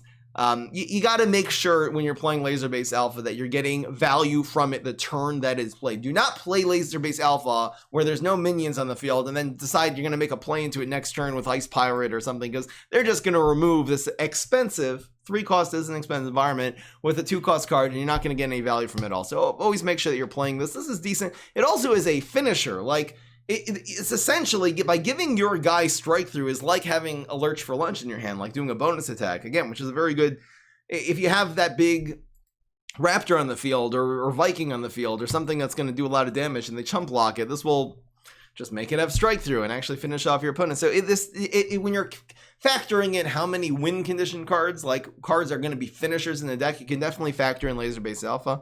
It's just a nice solid environment. I think it's probably more useful, even though it's less powerful than Headstone Carver and less powerful maybe than Toxic Waste Imp and Imp Throwing Imp, but it's still viable. The reason I put those cards in B is because they're not included in a lot of archetypes of decks. Laser Base Alpha can be included in many archetypes of decks, both as a removal consideration, as a Dr. Spacetime consideration, it's mid-range, and as a late game finisher.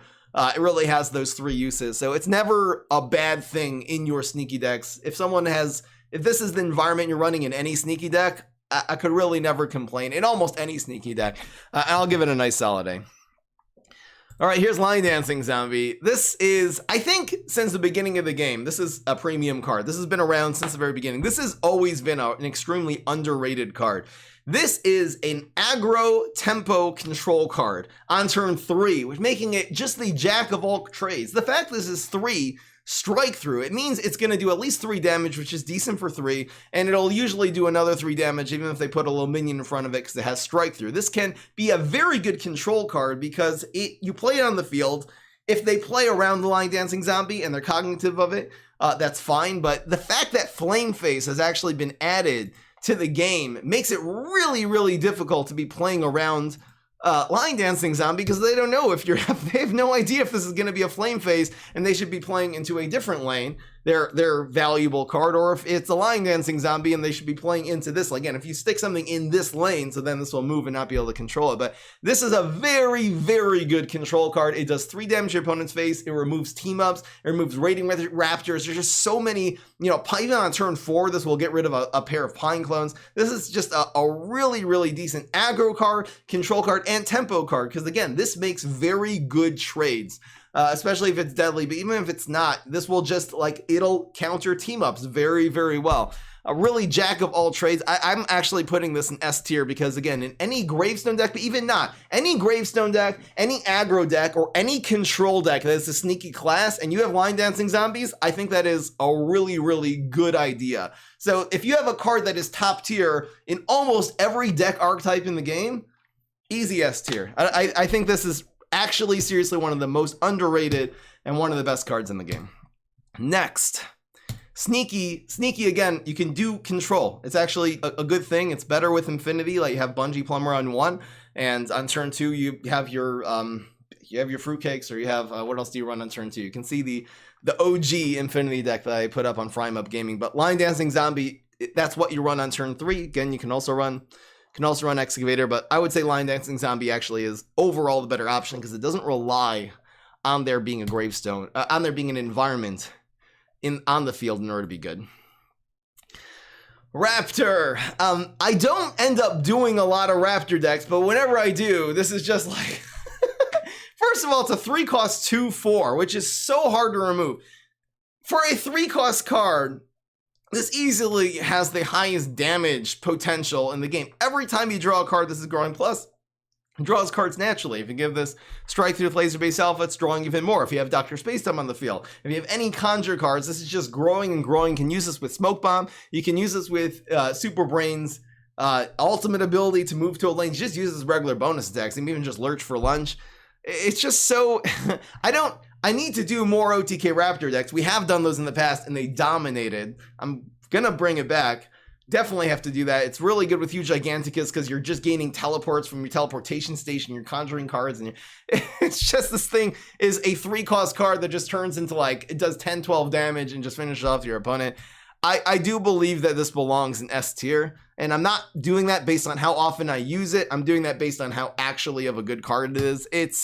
I never really, again, in almost any deck archetype, I guess it's not a good control card, but in any tempo or aggro or late game finisher deck, miracle deck, raiding Raptor is always a good idea.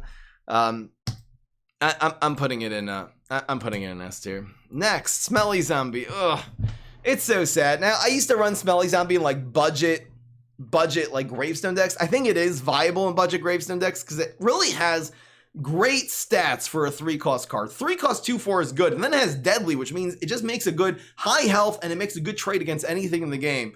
The stats are amazing. The problem is, like so many zombies have in this game, it is a control zombie that it's not reactive, it's proactive. The only way to make this reactive is it can react to what they played the turn before. You're answering their 2-cost card, but then they're going to play something else in a different lane on 3 that's even more powerful, and you're going to be stuck and not have an answer to that. That's the reason why Smelly Zombie is not viable on the highest level of the game. There's really no reason to be having Smelly Zombie in your deck. Every once in a while, again, it's good. They played like something really big. It hit your face the last turn, and you didn't have an answer to, or removed to made a good trade against one of your minions, so it's already gotten a ton of value, and now Smelly Zombie is the answer to that dumb repeat moss they played on the field last turn. So again, sometimes it can be fine, but in terms of actual justifying putting this in a deck, especially when it's in the same class as Line Dancing Zombie, as Excavator, as Raptor, there's just so many better, as Pogo, which has only cost 1 more and is much better card. It's sad, but this is only good for really budget gravestone decks, that people that just do not own any copies of Line Dancing Zombie and Flameface, which by the way are 2 very good crafts, and you should try to craft those cards immediately. Just because it's a high stat card, it's very good for budget players, and this is seriously only going to be because of budget players. I'm actually going to give this in C tier. It's just a card that's near and dear to my heart. Even in a gravestone deck with headstone cover, it's not bad because you have a 3-cost 3/5. It's just so severely outclassed. For highest level of the game, this is an F tier. There's never ever a reason. For budget players, it's probably around B or C. I guess I'll just put this in D. I think for budget players, it's still a C-cost card, and as a compromise, I'll put it in D. Guys, it has pet synergy, because he has little flies flying around him, so they're pets now. They added that later. Great, yeah, run in your pet deck, guys. That's a good idea. All right, Space Pirate. I've had some success with this. Again, it is in the moving pets deck. This is a pet. It moves. You can play this into hunting grounds. Not very useful in a lot of decks. I would say not even in pirate decks, because again, you could run this in pirate decks, because if you play Swashbuckler, let's say on turn 2, and that survives, you play Space Pirate to the left of it, and then they'll either have to go after this or your Swashbuckler, and you have 2 very nice sized minions on the field, and 2 threats in the field. They're probably not going to be able to answer both. The problem is this only has 2 health. If this had 3 health, I think this would be decent. The fact that it has 2 health means it's just answerable by Banana Bomb, by Berry Blast, by any half decent removal card is going to remove this. Again, if they don't have an answer, this is very strong because it's doing 5 damage. But you're playing this as a dry zombie, which means very likely to, if you have to play this on heights against the Guardian class, or else Spikeweed Sector is just the automatic answer to it. It's a little sad. It's a little sad. You don't end up really seeing this in a lot of decks. It's a decent card. It really is a decent card. It's a very strong aggro card. I don't know. I've never really tried teleporting this in. I probably should. I probably should make like a teleport moving with like HG. It's either going in D or C. It's probably about the same use as on the highest level game as Imposter and Fire Rooster. It's either low C or high D. I'll put it in C, and part of my reason is just because it's more of a benefit of the doubt thing. I don't think I've tried this card enough to really be able to fully determine. Honestly, even though it's been out for years, haven't really tried this enough to really determine how good it is. It has been good sometimes. I really should do a deck where you're teleporting this in, and then it's a little hard to answer because they're blasting your things and you're teleporting things. I'll try to make a deck. It's the teleport moving deck with HG. It's sort of like a take on aggro. I kind of like the idea. Stealthy Imp, for example, though, is going to be, if you're running Swashbuckler on 2 and you want a nice solid card that's going to be really hard to answer on turn 3, go Stealthy Imp. It's a Gravestone. It'll have your Gravestone synergy. It does more damage. This is usually a better option. So, okay, here's Stealthy Imp. So, again, on the highest level of the game in Gravestone decks and in Pirate decks, usually not going to be running Stealthy because, again, for a 3-cost card, it has very low health. That's the problem. So really, if they don't expect it, you get this huge shot of 6, which if this hits face 1 time, it's worth it. But it doesn't have very good health. If you're going something that's not, let's say, if it's not Infinity and you're running Headstone Carver in your deck, so then now this has 3 health, which is viable. This is viable for budget players, definitely in Gravestone decks. I think this is a good option, particularly Swashbuckler, and if you have some Flame Faces. Run this. It'll at least do 2 damage strike through. It'll usually do something. I'm gonna put this. I'll put this in because of its value for budget players, and in it's viable in one of the best decks in the game. I'm gonna put it in B, which is Pirate decks. But for high level players, your turn 3 play is gonna be definitely Flame Face, and then probably Lion Dancing Zombie is. The usefulness of Line Dancing Zombie typically makes it better than Stealthy Imp. You can run like 2 Stealthy Imps, 2 Line Dancing Zombies have options. It's not bad. Stealthy Imp is a very good combo with Pogo because, again, if they don't have an answer to this, they don't go after it. They go after your Swashbuckler. This does 6, and then, again, now it's on the field. If they don't have a Banana Bomb or a trick to answer, they're trying to answer this with a minion. Your Pogo activates it for another 12 damage. So, again, that's just part of the viability of it. It is unreliable because of its low health, though. All right. High Diver is a piece of crap. This is not a good card. When I saw this card come out, I thought this was going to be great.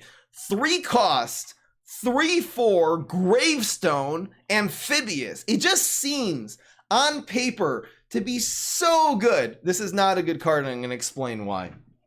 First of all, you need to be playing this into the Heights lane. If you don't have both your Heights lane and your Amphibious lane empty, this card is garbage. It's a 3-cost 2/3, which is horrible. I would say one of the main drawbacks of this card is the fact that it is in the same class and in the same sorts of decks as Mixed Up Gravedigger, which we're going to get to is one of the best cards in the game. And on the highest level of the game, you're running Mixed Up Gravedigger in almost every sneaky deck. It really Pogo Mug. It's never, ever a bad idea. And if you play this onto the field, okay, good. So on turn 3, it's going to be a 3/4. On turn 4, it'll still be there. Turn 5, your Headstone Carver turns this back into a 2/3. Your Mixed Up Gravedigger, turns into 2/3, which is really, really, really bad. I don't know which Gravestone deck is Zombie High Diver better than Mixed Up Gravedigger. It means you just can't run Mixed Up Gravedigger in the deck if you're running High Diver. And again, how many of these are you going to run? If you run even 3 of these, if you run more than 1 in a deck, you're gonna have problems because your Heights lane is either gonna be filled, or your water lane is gonna be filled. Let me explain another problem. You need to have access to your Heights lane. If you put Zombie High Diver in sneaky class, you gotta be able to have this. You have to have the option of putting a guy in your Heights lane, because The sneaky class is weak to Spikeweed Sector. If you play your Swashbuckler on the ground, they play Spikeweed Sector answers. Against the Guardian class, you want to put your Swashbuckler on heights just so it has a better chance of surviving. Even Line Dancing Zombie, if you're going face, you got to play this on the ground and move it over to heights. If you did that already, and this is sitting on your heights, it's great, and now you're going to try to play Zombie High Diver, it just becomes so limited and so circumstantial. That's another problem. Here's another problem, guys. It's outclassed by the other 3-cost cards in its slot. I mean, you have Line Dancing Zombie and you have Excavator. These are always going to be better options. It's just too circumstantial. It's just too circumstantial. And again, it sucks with Mix of Gravedigger. I'm sorry, this is the first one we're putting into the cremation station. And the reason why we're putting this in Please Delete tier is because you never ever run this in the deck. You only see this when it's conjured by like Cosmic Sports Star or some crazy thing like that, in which case it's usually not useful because your heights lane is clogged and it's just like, usually the most time you actually see Zombie High Diver is when you leap a 2-cost card into it on turn 3, which again is really nice if you played Interdimensional Zombie on turn 1 on heights and it turns into this. That's great, but that's happened to me about like twice in my life, and I play a lot of Interdimensional Zombie. So usually this is just you played a 2-cost card into a transformation station on the ground, and then great, now it's a 2/3. This is not a good card. It's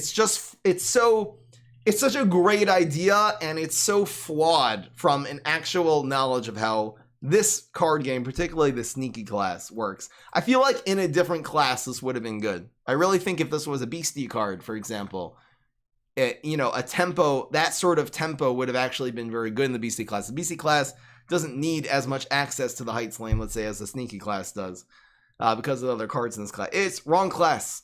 I think hardy classes could have been great to have some amphibious. I know there's no hardy amphibious cards, but just to like give that to you. Plus sports synergy. This would have been really good in the hardy class, actually, in a sports deck.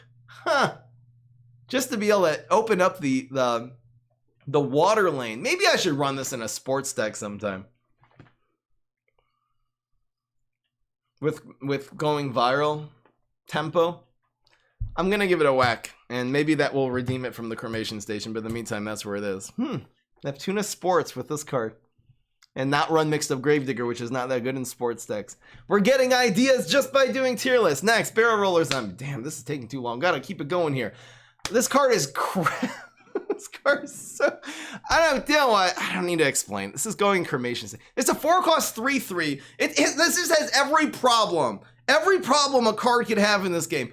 Horrible stats by itself. The only time it's redeeming is if it gets a good deadly matchup, but then it's a control card that's a dry zombie that only answers the card they take the turn before, but doesn't answer the card they play the next turn. It makes these little swabbies, which Swabby's not even a good card.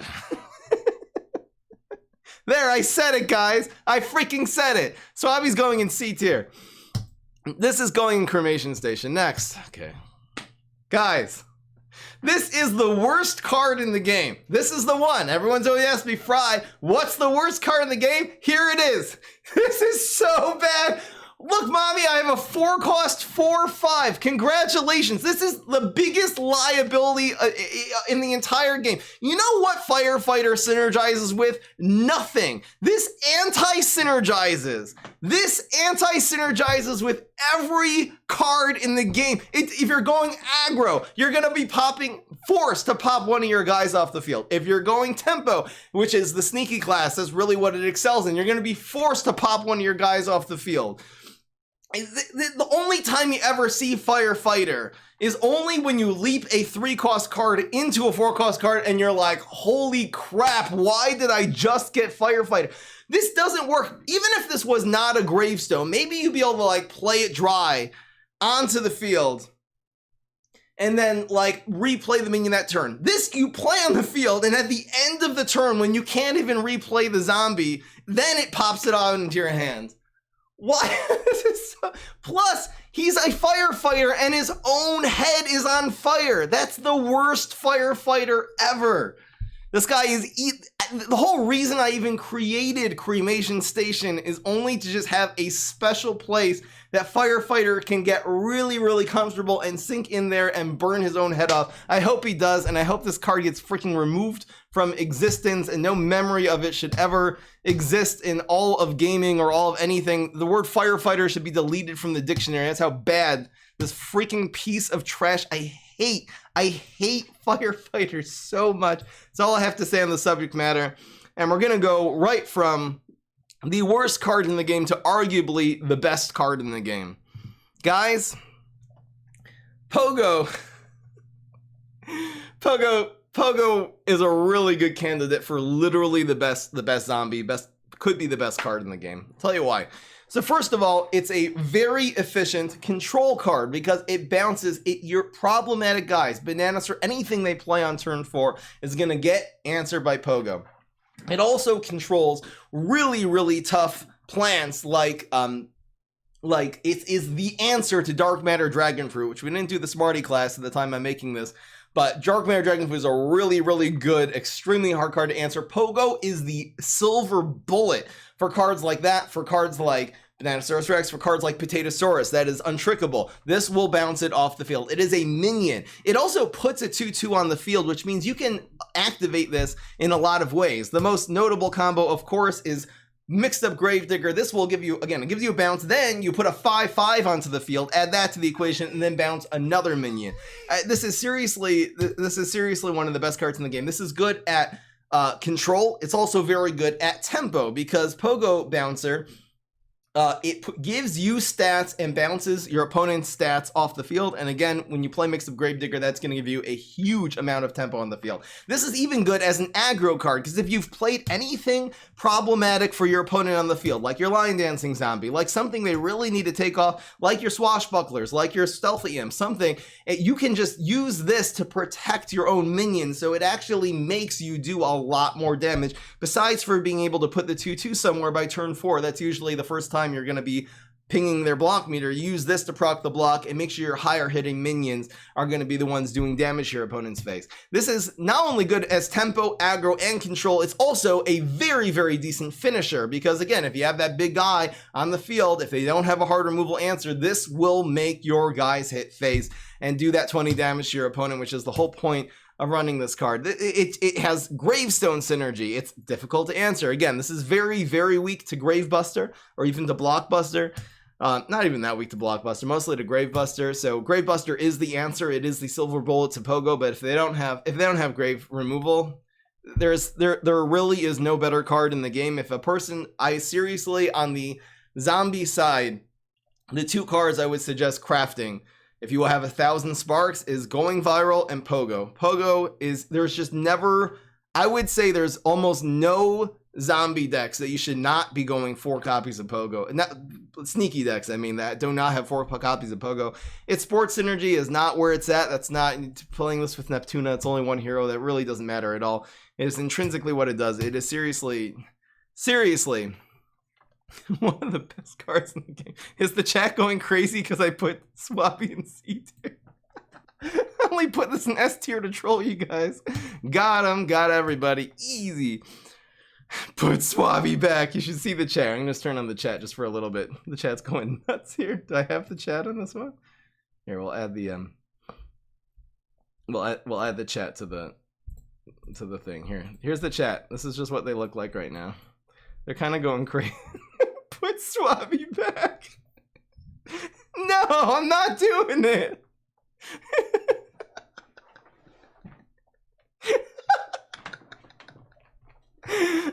FBI are coming to your house, right? Fine, I'll put him back. I've been extorted. I feel abused now. What am I gonna do? Put it back. You guys are such bullies, you know that? The Twitch chat. What am I gonna do with you guys? What the heck am I gonna do with you guys? Alright, here's Cowboy. Man, this is really hard not to put an S tier. Thank you so much. Thank you so much, Master Moley, for subscribing. I have no idea how the chat's going too fast. I have no idea how many months. 13 months. Really, really appreciate it. This card, Space Cowboy, is really, really good on a lot of levels.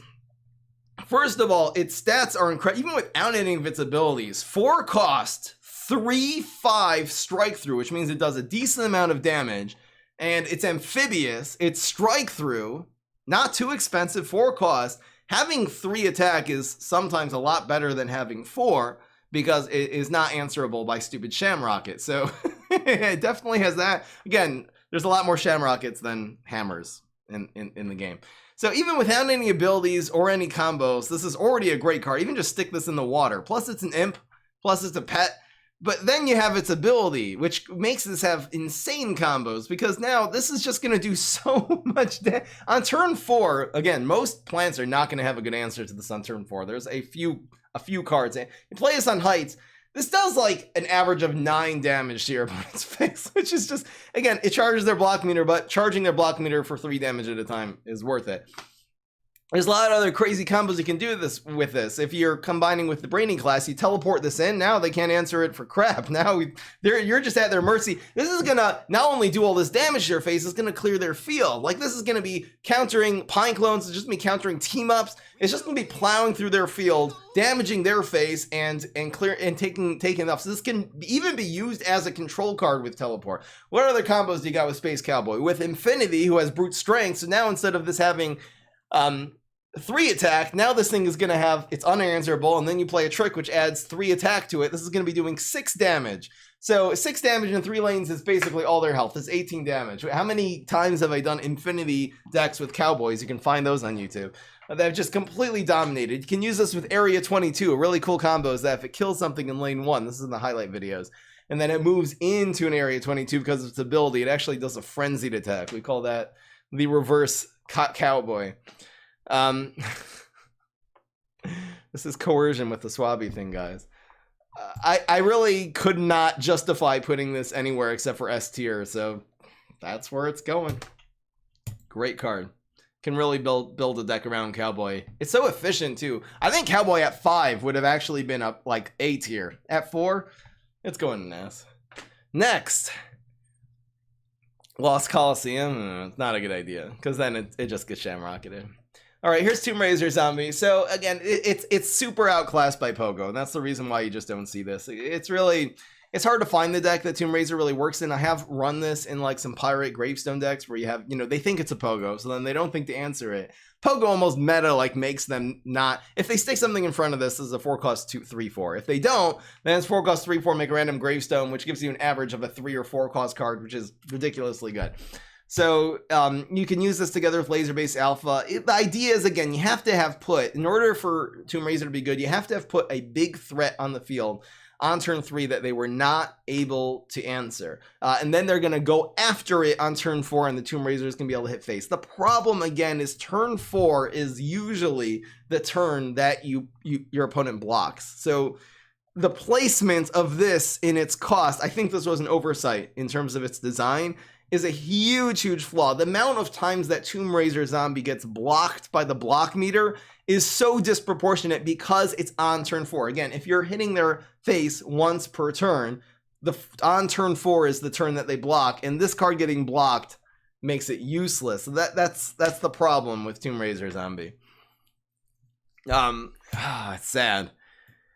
I'm going to put this, because of its lack of usefulness and how severely outclassed it is by Pogo and even by Cowboy, I'm going to be forced to put this in C tier. Again, we have had some limited success with this in a couple of decks, like we have had with Fire Rooster, like Backyard Bounce, like Barrel of Barrels. It really deserves there, where it's like, it's a good card, but its usefulness in terms of deck building is very low. Maybe making this into a bullseye card would fix it. Even being a 1/4 bullseye would probably be better than a 3/4 non-bullseye, to be honest. Because the block meter really is probably the biggest drawback, and its unreliability. Because if they stick anything in front of it, it's a horrible investment. All right, here's Trapper Zombie. So a lot of people have been asking me this. Actually, at the time I'm making this tier list, Trapper Zombie literally was just the event. This is on Tuesday, so until just now. This was the event card. People are asking me, Fry, is Trapper Zombie a good card? And the answer is yes. This is another problem of Pogo, though, is that this is a very good card, but it sucks compared to Pogo. It's so bad compared to Pogo. Like, you're not going to have in your 4 slot of your deck a lot of cards to run. Like, running 8 4s is a lot. You're usually running in between 4, 5, or 6, 4-cost tempo zombies. You can't be running usually 8. And typically, that's just going to be filled by Pogo. There's no room for Trapper Zombie. Now, I used to really I do want to maybe make more decks with Trapper Zombie. I probably should because it was just the event card. But you can play Trapper Zombie. It covers one of your opponent's environments. It is a control card. Very often that little 1 damage will work very well. And then you can play Mix Up Gravedigger, which will pop it back in the gravestone, pop it out, and then it makes another environment. So the amount of total, value you get together with Mix Up Gravedigger is amazing. It's just not nearly as good as Pogo, which literally bounces huge minions off the field every turn. It's better than making a little environment. Again, 4-cost 3/3 doesn't have great stats. Think with a little better stats would be better. I probably should make a deck where you go Trap Pogo and Trapper on 4, so you have 8 4s, Mix Up Gravedigger on 5, and then Shark on 6, because having Trappers, a lot of Trapper territories, is a really good idea with Sharktronic sub, because that will potentially make a lot more guys die. We'll get to this in a little bit, why this isn't the greatest card in the game, Shamrocket. But yeah, it's just okay. I'm putting in the same as Tomb Raiser because it's really probably just as useful. It's probably overall, it's more reliable than Tomb Raiser, but Tomb Raiser is more powerful. It's just a messy. Pretty sad. Oh my gosh, it's Instead. So the reason why we call this Instead, for those of you who don't know the meme, is because there was a misprint in this card. It used to just say Pirate Evolution Instead, and that was it. They just cut off the rest. I don't know what happened. The guy deleted it before they uploaded it to the update. So this forever known as Instead. This is not a good card. This is a control card, which again doesn't control very well. First of all, it's not like deadly. It's not killing anything or bouncing anything. It's freezing, which keeps the guy in the field, just makes them not be able to attack for 1 turn. And then you put this, and then you put okay, so it's amphibious, and then it only affects 1 lane, which is the amphibious lane, which is probably the worst lane to answer. Even if this said it worked up for the Heights lane, that would actually be a much better card than if it works for the amphibious lane. And if you're going to try to make it work for every lane, then it costs you an entire pirate. You can try to put this on top of Buried Treasure. This really, on a practical level, besides for the memes, is never worth running in any deck, even pirate decks. It's really just not worth it for a 4-cost card. Every once in a while, again, this will save a game and take over a game. We had a highlight with that recently where someone very luckily had Unthawed Viking and randomly had a teleportation zombie, which they got from Tomb Raiser, and then just completely came back from behind. It was one of the best comebacks I've ever seen. An Unthawed Viking prevented so much damage that 1 turn because they happened to have a pirate on the field. It was kind of ridiculous, but I'm just gonna put this in. Really, this deserves to be an F because this is not a good card. I think for the meme, I'll just put it in D. Guys, Instead, it has a D in it. D class confirmed. All right, I don't know what this is. It's just there's just no. This is the only card in the game. There's just nothing here. It must be like camouflage or something like that. Just because there's really nothing here, I'm just gonna put in Cremation Station. I really think that this is a design flaw in a card that they would just put nothing for a card. It's just nothing. That's what you're giving me. So I don't. Let's just move right along to Ice Yeti. Cryo Yeti. So this card, this has gone through a lot of changes. It used to not be a gravestone card, and then it was really bad because again it was a 5-cost 5/6, but it was a card that only controlled what they played the turn before, not what they played this turn. They buffed Cryo Yeti, turning it into a gravestone. So now it controls what they play, at least somewhat. Again, it's not a great control. It's not Pogo. Pogo gets rid off the field. It just freezes it for 1 turn. So it's not the greatest control card. It has good stats. You can kind of build a freeze deck around it. The other freeze cards in this game are freaking Mustache, a Frozen Mustache, and Ice Pirate. They're not the only other good freeze card in the game, really, is HG's Ice Environment, which again, it's just 1 card. So you can't really build around the freeze synergy.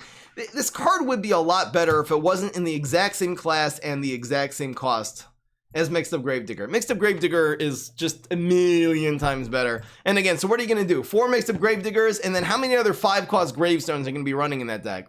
That's the problem. This is a good card. It's just so outclassed. I really think if Mixed Up Gravedigger did not exist, which might be a good thing for this game because it's really, really overpowered. Crow Yeti would be a higher tier. In terms of its actual usefulness in decks, it's not even as useful as the B tier cards. It's just a mess, C. It's better than what we have in D. It's about the same as these C tier cards. Kind of sad. I wish this was more useful. I think cheaper, this would have been good. Like if this was a 3-cost 1/1 could make this work. 'Cause then it freezes something and then turns to a 3, and then you can pop it back into a Gravestone Mixed Up Gravedigger. I could see this as a 3-cost 1/1, and then it would grow by 2/2, so it would be a 3/3 that turn. Would that be too good? I don't think that would be too good. That would be a really decent control card, actually. Really decent, like, tempo card. I like it. But anyway, it's too expensive.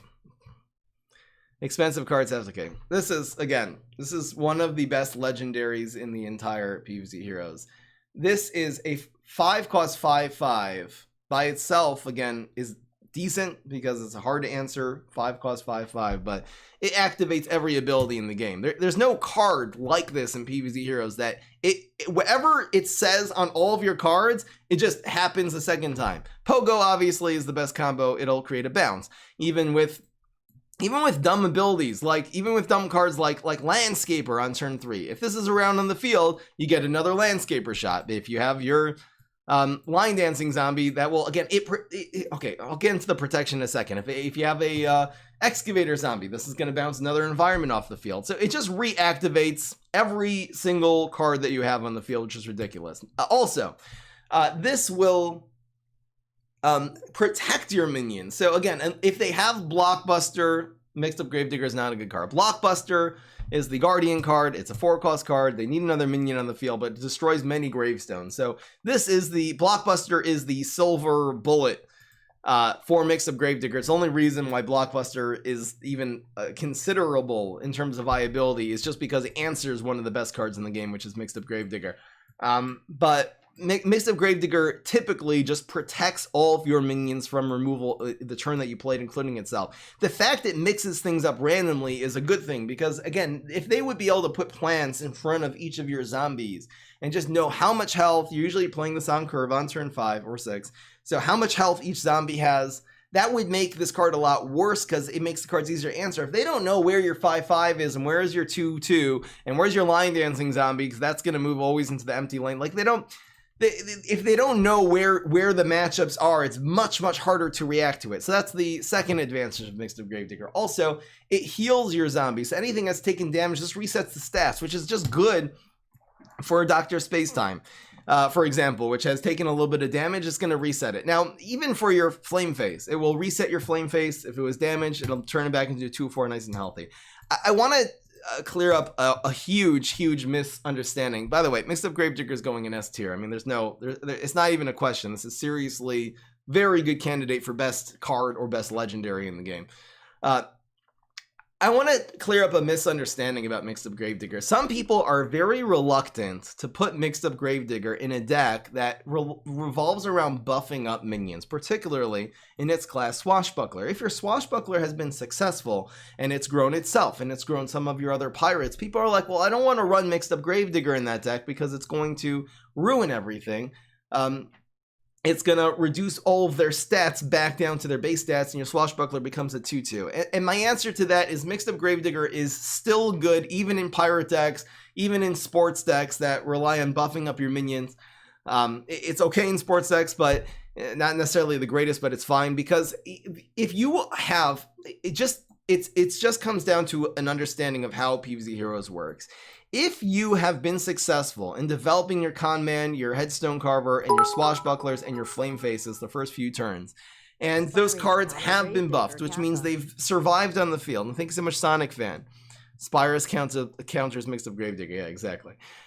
So that your pirates have survived on the field and they have been buffed. You have a successful strategy going already. You don't need mixed up Gravedigger. That's not the time you need to. Just don't play it. If it's gonna be a liability, just do not play the mixed up Gravedigger. You're probably gonna win anyway. You'll have something else to play that turn inside that lane. If you have an extra pogo, just play that. If you have an extra swashbuckler, great. On turn 5, you can, if you have all your lanes clogged with big pirates, playing swashbuckler zombie and that's it on turn 5 is fine because you're just trying to win more.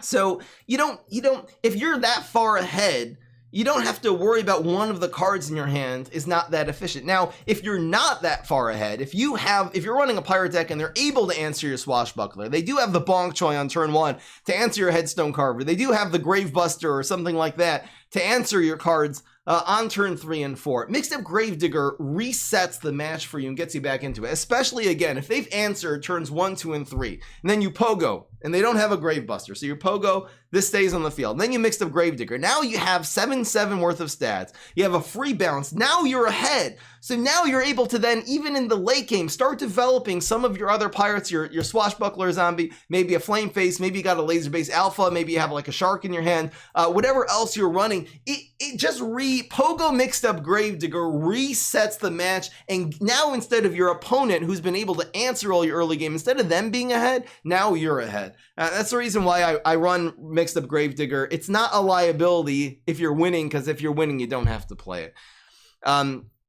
Mix up Gravedigger is OP. I mean, if this had 4/4 worth of stats, it would still be one of the best cards in the game. If this had 3/3 worth of stats, it would still be at least A tier. That's how good this is, that it could be like nerfed so much and it would still be amazing. Because again, its main value, it didn't need the big stats. Its main value is reactivating and protecting all of your cards. You know, by the way, even if you have like a 3/3 swashbuckler and a 3/5 flame face, the biggest thing they can do is use tricks or something or minions to efficiently answer your cards, and this prevents them from being answered. So you're adding 5/5 worth of stats to the field. That's usually going to be about approximately how much your cards have been buffed. And then, by the way, your cards are also protected that turn, which is a really good idea. If they haven't had Gravebusters before, they're not going to have them later usually. Yeah, this is seriously. So again, it works for tempo, as I explained. It works for control because your pogo mixed up Gravedigger, you landscaper mixed up Gravedigger. This is just pogo mug as we call it, MUG. It's just auto include in it. There's almost really no conjure leap even. We run 4 pogos and 4 mugs. It's so great. Now you have all these cards to leap. You have this 4-cost card you can leap on turn 6. Just ridiculous.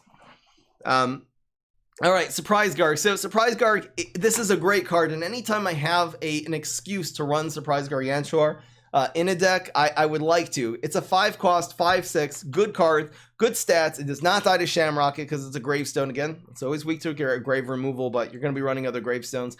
It can be used as a control card to stick in front of something. It can be used as an aggro card to go face. This is a viable finisher. I've seen a lot of Surprise Gargs be finishers. The problem is, again, the reason why this is going to be a low tier is because it's just so incredibly outclassed by Mixed Up Gravedigger. I think for budget players, though, in your gravestone decks, if you don't have Mixed Up Gravedigger, it's a legendary, run Surprise Garg. Really good option in that tempo deck as a finisher. You get to choose which lane this goes to, which is really good.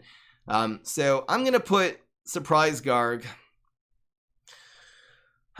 It's probably actually about this. It is better than Cryo. It is probably better than Cryo Yeti. And again, if it's a viable card. It really is. This is one of these Reddit cards that I'm like, yeah, you guys have a point there, you know? I'll put it in B. I think it's solid. It's not the highest level of the game. Again, you're just not going to see it in decks with Mixed Up Gravedigger, but for budget, because it's useful for budget, on highest level of the game, it would really go in C or D even, but because of how useful of a budget card is for budget players, don't have Mixed Up Gravedigger, and even on the highest level of the game, you can justify using this. I'll give it a solid B. I think it's okay. All right, next. This is not a good card. It's just a 5-cost card. It's only stats. That's the problem. And it's answered by Shamrocket. It's answered by any removal. Any decent plant card is going to have an answer, an efficient answer. to Walrus Rider. The fact it's amphibious does not make it better. I think this could even not have the anti-hero. It would just be a 5-cost 6/4 amphibious. It still would not be a good card. Having 3 in anti-hero is obviously worse, because then if it's fronted, it's going to lose the trade. I'm actually putting this in Cremation Station because Walrus Rider is never ever it's F tier because it's never viable to run in any deck. Really, even for budget players, I wouldn't suggest. Maybe if you just don't have enough cards to run, maybe you'll run this for your budget. But there's a lot better answers to this. Obviously, it's completely outclassed by all the other 5-cost cards in this tier, except for I don't know what this is, just invisible. But so it's outclassed, and it's also, again, it's just too easily answered. The reason why I'm putting Cremation Stations, because the only time you ever see Walrus Rider is if you leap a 4-cost card into this and you're like, thank you for Walrus Rider, it was very nice of you. You don't want to be seeing this. You want to be seeing Surprise Garg or better cards like that. All right, here's Gargolith. This is an overrated card. The problem with Cursed Gargolith is that it's a 6-cost card that essentially only has stats. It doesn't have its ability is like not dying, which you need your 6-cost cards to win you the game. You can't be just sticking stats onto the field on turn 6. It's a bad idea. Just compare this to Mixed Up Gravedigger, by the way. Mixed Up Gravedigger activates. It activates your cards. It bounces things. It protects things. There are sometimes I do see Cursed Gargolith work very well. If they don't have any, have to not have a grave. By the way, this dies to gravestones worse. To what's it called? Whoa, to Gravebusters. A lot more severely than some of the good cheaper cards, because Pogo, you've invested 4 and it dies 2-cost card. This, you invested 6 and dies to 2-cost card.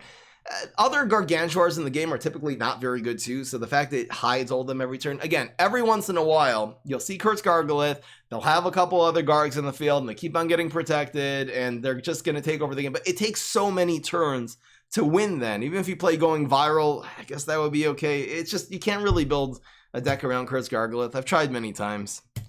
It's actually really not a good card, and I'm putting it in D tier. It's almost never worth running in any deck. And don't say run Cursed Gargolith Zombot, because now instead of running 1 bad card in a deck, now you're running 2 very, very bad cards.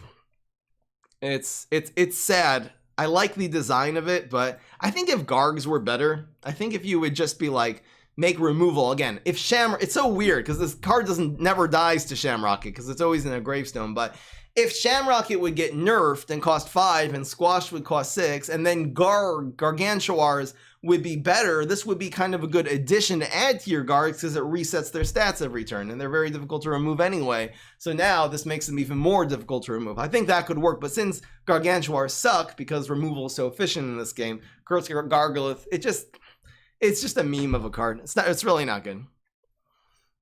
Next, here is Gondola. So this is an overrated card, but it does have some uses. Now, 6 costs 5/6, just dies to, again, every removable card, Squash, Shamrocket. That's the reason. That's the main problem with Aerostatic Gondola. It's another card that if Shamrocket costs 5 and Squash costs 6, this would be in the realm of viability. The only good strategy of Zombot Gondola, do not just stick this in the water lane. That's, again, almost never going to work. In fact, they can end up doing a lot more than 5 damage on turn 6. You've committed all of your brains on turn 6. They can Pecanolith combo you. They can repeat Moss combo. They can do so many. They can play Bananasaurus Rex with a buff. Like, there's so many things they're going to do to kill you on turn 6. And you just like, okay, great. If this hits face, which it doesn't always because of block meter problems, then I'll make another minion and la-di-da. So, the only real way to activate Zombot Aerostatic Gondola is to teleport it in. So you want to be going with HD or Super Brains and teleport Gondola. Now, it's a very, very slow turn 6 play that makes them not able to answer unless they play Brianna, obviously. So it's weak to that, but you're going to have an empty lane. You'll have an empty lane somewhere on the field. The more left you play this on the field, the better, because then it'll hit face, make a minion there, move to the right, hit face again, make a second minion. So I always want to playing this to the left. The best way to do this is like with Nebula. I have had some success. You can find the ramp Gondola decks. Just type in Frame Up Gondola. You see all my decks for it. Where you play Nebula, and then you play Buried Treasure on turn 4, so that gives you 6. And then you play something on the Buried Treasure and gives you 7. Then you teleport and you Gondola. You can kind of leverage a interdimensional zombie Like you can play interdimensional zombie to Nebula on Force. Now you have 5 brains. Then you play teleport. So it brings you back down to 4 and it brings you up to 6. And then maybe you can get the gondola that way. I guess that would only work on turn 5. But anyway, you have to ramp to this because usually it's going to be a little too slow. But if you can get this in early-ish using a Nebula or some other way of ramping, then you have a guard that's going to put a lot of tempo on the field as long as it doesn't get messed up by the block meter, which it very often does.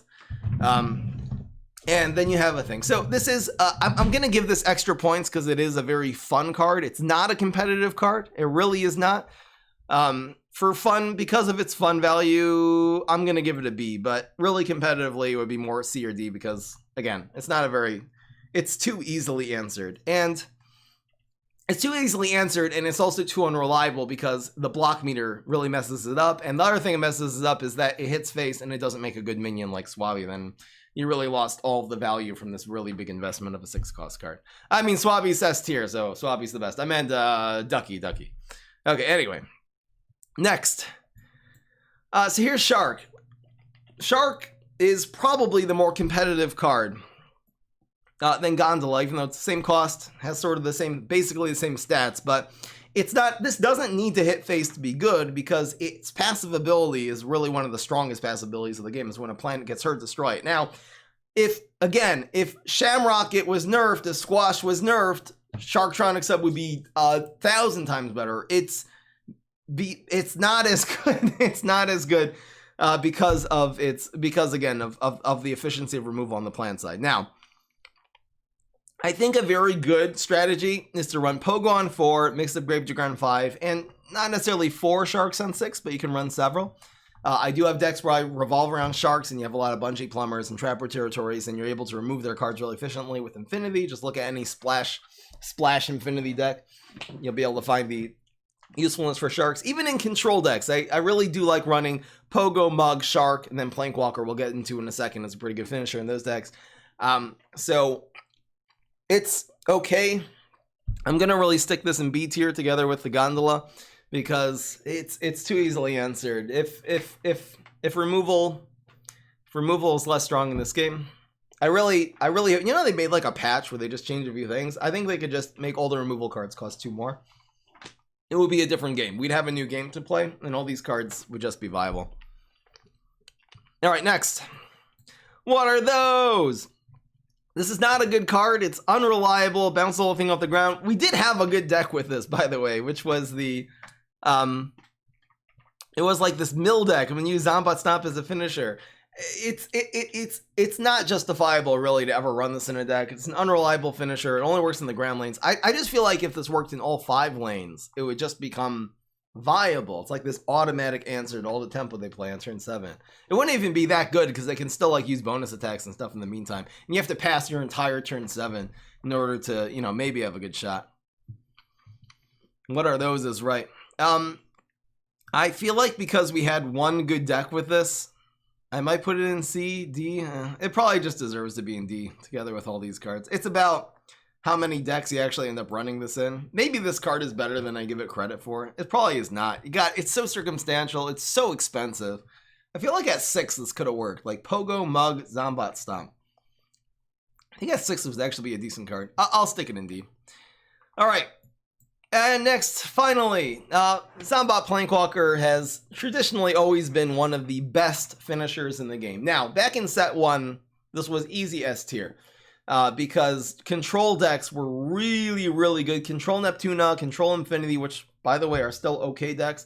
Now, were really, really good. Remove everything your opponent plays off the field, and then stick Plankwalker as your finisher. Now, on the highest level of the game right now in 2020, it's actually less good. And the reason is because in games, typically, it's very hard to control your opponent all the way until turn 8. Even control decks are typically finishing off opponents on 5, 6, and 7. I know this is going to make some people upset, but Plankwalker is a little bit too slow nowadays. If you consider the way plants can just win games, especially Captain Combustible and Grass Knuckles, they're winning on turns 4, 5, and 6.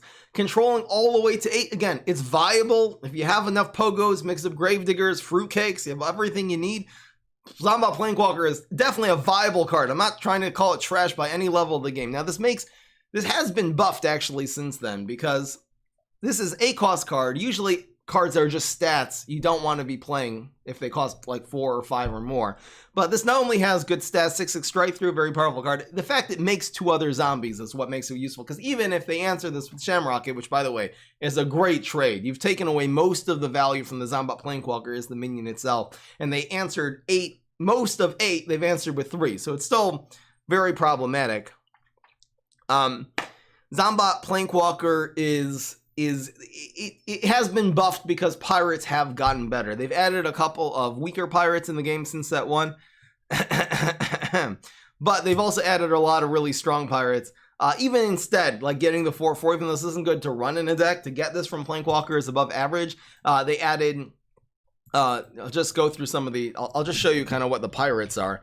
So again, if you get things like Swashbucklers and, what the heck just happened here? Pirate. There. So if you're getting like little cards, like, so even getting Conman, it's not that bad. It's just a good 1-drop, but you end up having Warlord, which was added in set 2, and then you have Garg throwing Garg, which is added. This is obviously the best one to get in Triassic, and then you have Gondola that was added. You've always had, you know, your Shield Crusher Viking. So the total, even like one of the best things to get is actually this is really, really good if you get 1 Interstellar Bounty Hunter.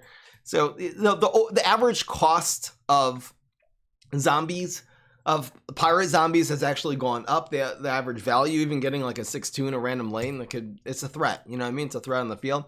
I did make a calculation one time. If you're just going for average cost, it's better to play the Planewalker on the ground, because spawning a minion into the water, there's only 3 minions that can be spawned to the water, and those are Swabby, Instead, and Gondola. A Planewalker cannot make another Planewalker. Stop asking me that. It never has been able to. Maybe early in 2016. It could be in 2016 this was able to, but since I've owned Planewalker, I've played this card hundreds of times. I've never seen this made a Planewalker. It is not possible.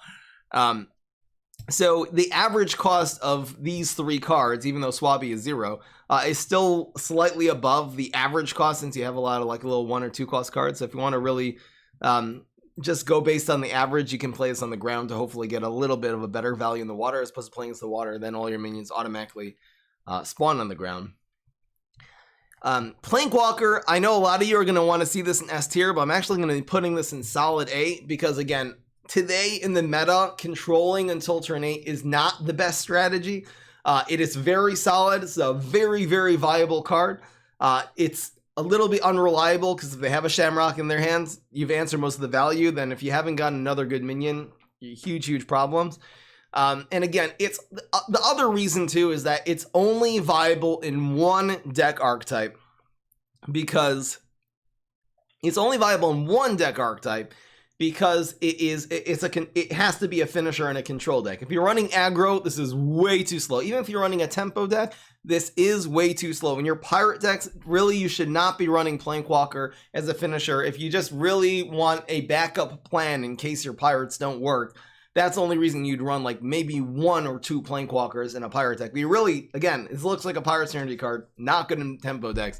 This is only good in control, and because again, if it's limited thing and that deck, again, the OG Control Infinity still works really well. I put that recently, the last couple of months, on Frame Up Gaming, but the Neptuna deck does that. This used to be the finisher in Control Neptuna, is not as good, because cards like Haunted Pumpkin is very, very strong against a Planewalker deck, because Planewalker decks, unless it's Infinity, does not have any answers to Haunted Pumpkin.